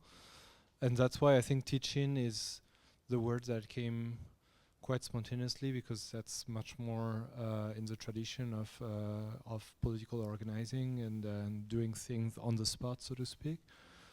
But yeah, what I was saying earlier was that it was quite incredible how there felt like a clear, absolute need and urgency from many architecture students who were I mean, honestly, I thought if I could be useful to one type of audience, that was them. I think it went a little bit beyond that audience, but that was really meant for them. But clearly you could see that. That's why when we talk about the whole mainstream media narrative, all that things, I'm always wondering whether our time is worth spending dissecting everything that's fucked up about them, because everybody kind of know it already. I mean, I know that it affects our psyche. I know it affects how we think about things and everything. But clearly, the sort of enthusiasm for a teaching called The Architecture of Settler Colonialism in Palestine, that was that one, I think really revealed how people were in absolute need for something like that, whoever was going to do it. And so I kind of, I both give ourselves a little bit more trust in the fact that we don't really care about what those media narratives are about, and then I also don't really give much trust to people who actually do get affected by this kind of mainstream narrative, because I don't think they're really part of the equation. They won't be part of the liberation of Palestine. It doesn't matter that a white Dutch liberal believes Palestine should be free or not. It really doesn't matter. It doesn't do anything for Palestine. So it's not a matter of quantity. The quantity is there. It's like the entire world minus a few individuals and states are involved. So I think, you know, I mean, I don't know, in my own perspective, it's always about much more building our own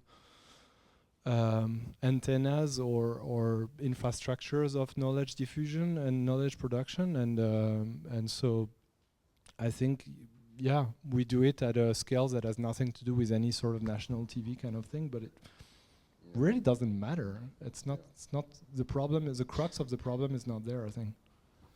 Well, to some extent, I think I agree with you. I think there is something to be said about a critical mass that's necessary for change to be enacted, and whether that comes from getting so-called progressive liberals to kind of jump in and understand the need for the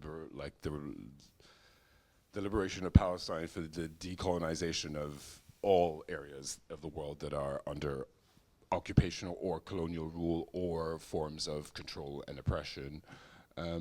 But I do believe that there is something to be said. Honestly, if I may jump on that, I think the only time the critical mass has ever changed something is among the colonizer society itself.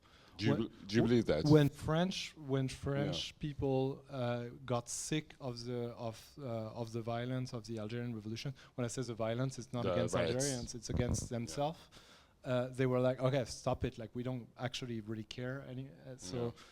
So I think it does nothing in Dutch society, for example, that liberals get on board or not. Honestly. Well, let's speak about Dutch society a little bit in a kind of more, without getting so without flaring this conversation up. Yes, I'm glad you're passing the mic to Lama. I don't think Namat is going to be any less inflammatory, just so you know, because obviously, Namat, you mentioned that there was the talk that was scheduled to take place on TU Delft campus, but then that didn't take place. That was cancelled. You weren't given the opportunity to do that, and you took it elsewhere. But then you're also part of a larger program which is trying to change the syllabus and the curriculum that's being taught at TU Delft. Can you talk us through that and maybe how you feel that would impact some form of change in a liberal, progressive Dutch society? Okay, so we started BK Scholars for Palestine because personally I felt myself losing my mind over the past few months. I was turning on the news, I was seeing all of this killing, all of this destruction, and then I would go to the faculty and life never looked more unaffected. Like, there is something within some spaces in the Netherlands, our university included, and I'm sure many other universities, where things are always staying the same. And I learned that there is a certain political dimension to that. This need for things to keep going the way they are. This need for things, the status quo. We need to retain the status quo. And that was very frustrating. So I started reaching out to colleagues, and I started to tell them, let us address this issue. Let us talk about Palestine. You see all of these, you know, like spatial justice, equality, feminism, children rights, human rights, animal rights, tree rights, and all of these have been so harshly violated in Palestine. But somehow this was never mentioned or talked about. So we started this group, we started pushing for change, and we said we need to do something about this. And we worked towards the event, and we talked to the administration, we talked to the dean, and he gave us the green light to do this event. And then it was abruptly canceled after 3 months of very, very hard work. We're all unpaid PhD students who were laboring through very hard times to make this event happen. The event specifically said that it will center Palestinian voices, architects, urban planners, all with exceptional academic backgrounds, because this was also one of the things that was raised, like, do these people have the degrees, you know? And yeah, they all had degrees from Western universities, so that renders them in the Western eyes capable of speaking about their homes. But it was cancelled, and we were very frustrated, and it was for concerns of safety, and we were not sure, like, were we the threat or were we the victims? And this is something that until this day we do not know.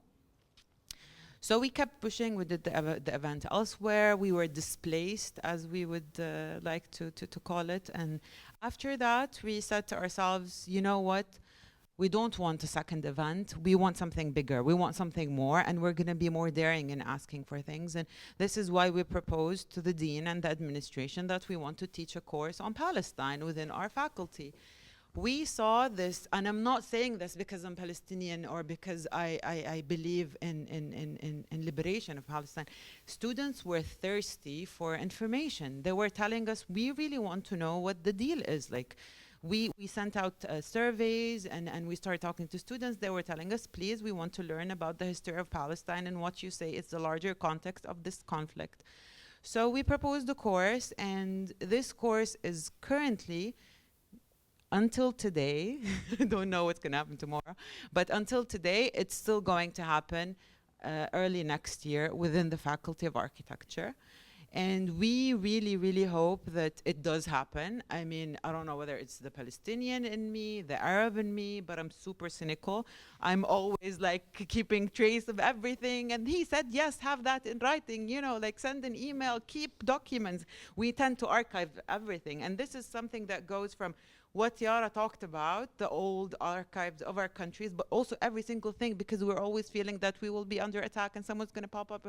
So I'm keeping an archive of everything, and we do hope that this course is going to take place. We have the syllabus, we have everything going on, and it's going to be addressed to master's students within the Faculty of Architecture. I'll talk about the settler colonial history of Palestine, the checkpoints, the walls, the West Bank, Gaza, and all of that. And if it does happen, I do think that it will be an achievement, because a lot of students are really craving the information and they really want to talk about what's going on. I mean, it just puts you in a certain mental state when something that big is going on, and then you go to the university and it's like nothing, like silence, this complete silence, and this absence about something so big is just, yeah, it messes up with your brain. It doesn't leave you sane, I think.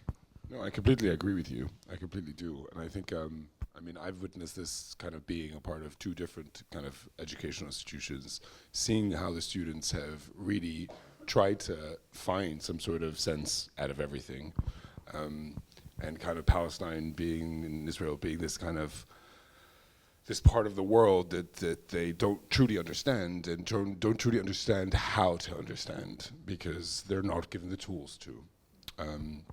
That because it's complicated, you know. And because it always seems to be very complicated, yes, indeed, that thing. I think the thing about what you said about being the threat or the victim is very interesting. I think it'd be great if all of us consider ourselves as both the threat and the victim. I think it's a great way to chart through life. And I think it takes our role as architects and situates it within a more considered approach. It is an activistic approach. It is us vying for the rights of everything, whether it's Palestinians or trees, as you mentioned. And Palestinian trees. Palestinian trees are also incredibly important. We love those olive trees. I want to take it back to Seja now, if I can, because we started off, obviously, this evening with a completely with a kind of a completely different tone. I think a tone that we had hoped would try to kind of pave the way for the discussion that would come. And in some ways it did. I think it was all quite clear what Seja was trying to accomplish. You painted a lot of beautiful imagery with your words, which I think were quite spatial and quite architectural. I think in a sense, you managed to kind of paint architectural pictures with them. I was particularly drawn to this idea of how the authority of the blackboard was flattened to the level of the desks and the trash cans. Do you see writing as a form of your architectural practice? Do you see yourself more so now as someone who occupies the space between architecture and performance and oration? Can you maybe talk us through that a little bit?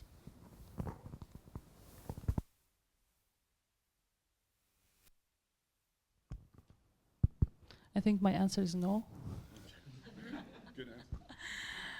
I was trained as an architect. I did the 5 painful sleepless years. And then I realized the authority of architecture.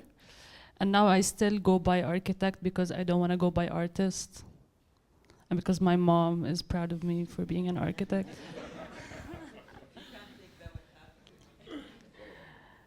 And I am a very honest, brutally honest person.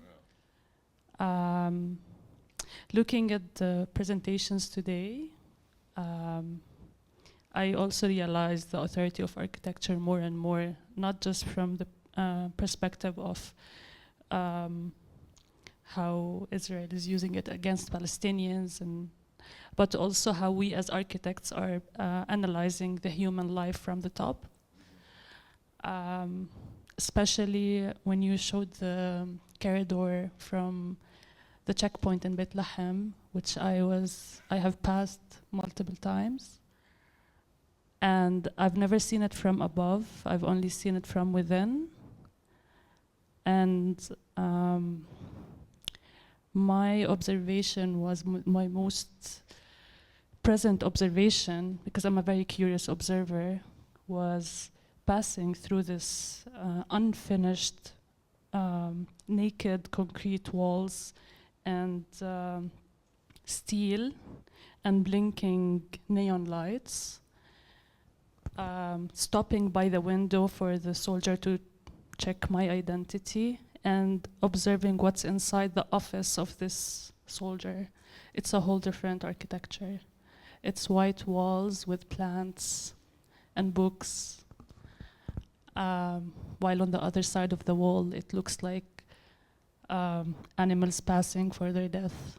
So I think it's important to change sometimes the point of view as an architect and think of the human on the human level more than looking from above. It's important to analyze from above. I understand.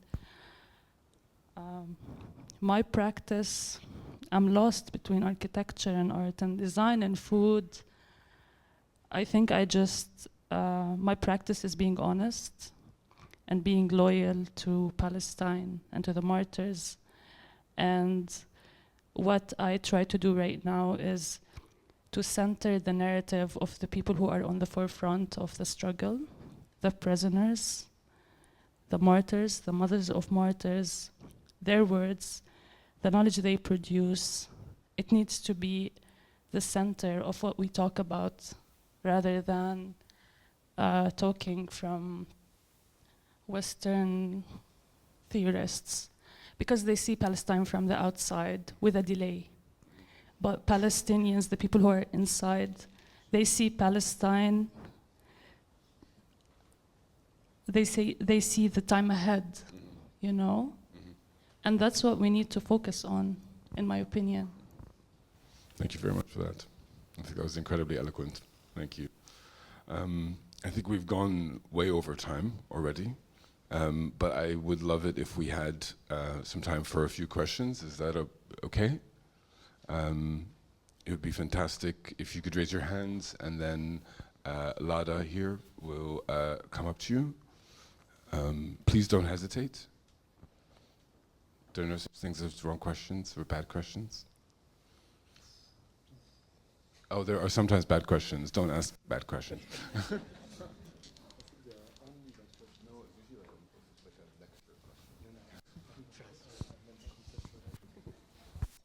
Oh, can you hear me?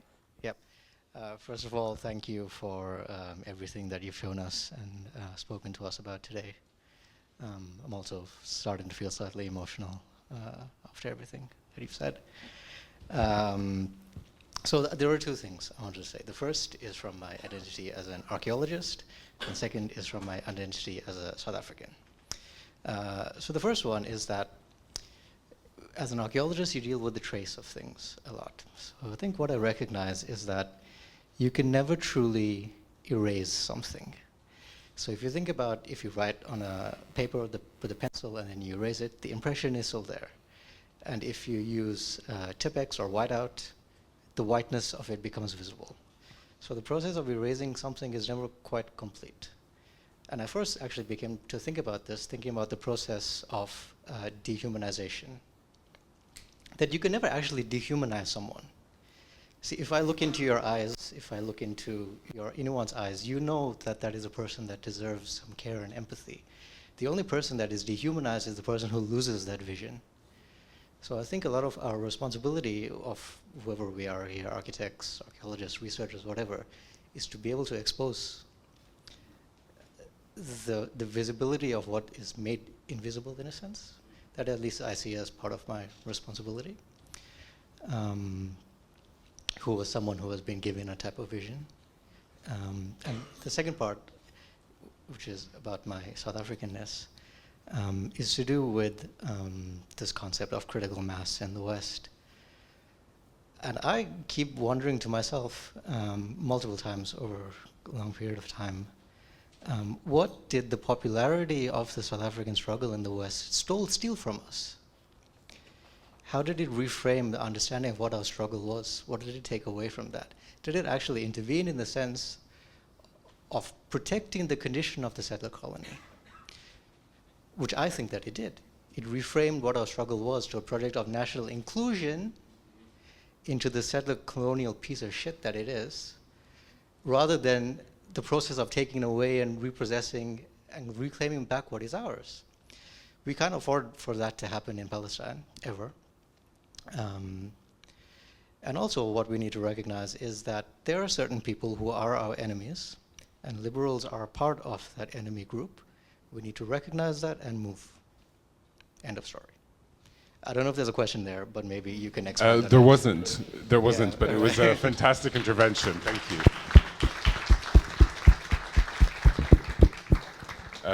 No, thank you very much for that. Do we have another question? A question. A question. It can also be another small intervention.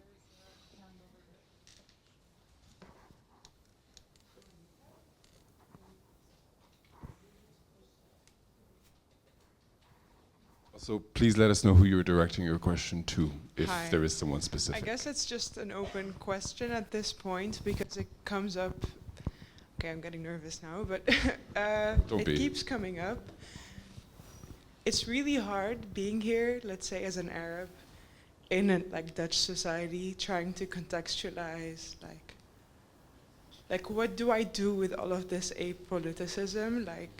And it's the same question, or maybe the comment that was made, it doesn't really matter if a liberal white man believes or screams free Palestine, but what do I do now, right? Because I'm constantly angry at work or just trying to do my part, I guess.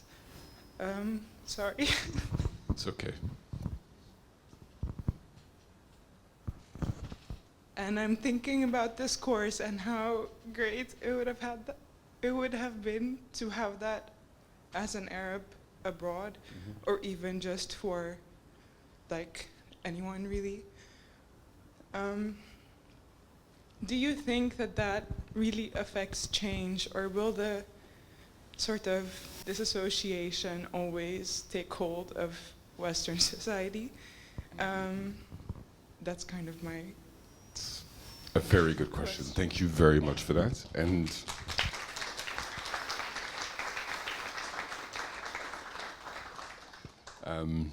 if I may answer that a little bit. First of all, I want to thank you so much for sharing your vulnerability, not just with us, but with everybody in the room. How do you get by? With great difficulty, but you do it one step at a time. I think I noticed a lot of Arab people in the room. I see a lot of Palestinian brothers and sisters. I see people from all parts of the world. I see a lot of Dutch people. I see a lot of people in this room who are allies. I am fortified by that. So not necessarily a critical mass, but I am fortified by the fact that there are still others who are wanting to listen, and that our screams are not just in the void, as I hear everybody say exactly the same words. At some point, I think we all harness some element, some form of agency to fight what was happening. We incessantly updated our Instagram stories with more awful, horrid images. We tried to wake people up of their apathy, and we struggled. And for us, some of us, it broke us, and it breaks us every single day, a little bit at a time. But for us, there are times where it really gets too much. The only thing I can really say in response to this idea of what we can do is to seek these kind of spaces, and to seek at least the environments or the support structures that can allow us to be ourselves. I work in 2 different institutions where I'm not allowed to wear this, and it's pure black. And that's something that broke me personally, and it's something that I refuse for myself. It's something that has taken me 11 months, 12 months, 13 months to refuse for myself. So stay strong. Okay. This is a far more somber note than I thought we would end this evening, but I do want to thank you all for the real care and attention that's in the room. I think usually when an event goes on a little bit too long, you kind of see people's eyes glaze over, but I really see so many attentive eyes piercing through, and so thank you very much for that. I want to thank also the speakers, who were all sensational, who brought together their research, their years of experience, their years of knowledge, their years of heartache and pain, but also pain made manifest into action. And so I think in the spirit of what I was just saying to that last person, allow that to become something that we channel to the future. And Palestine will be free. Thank you very much.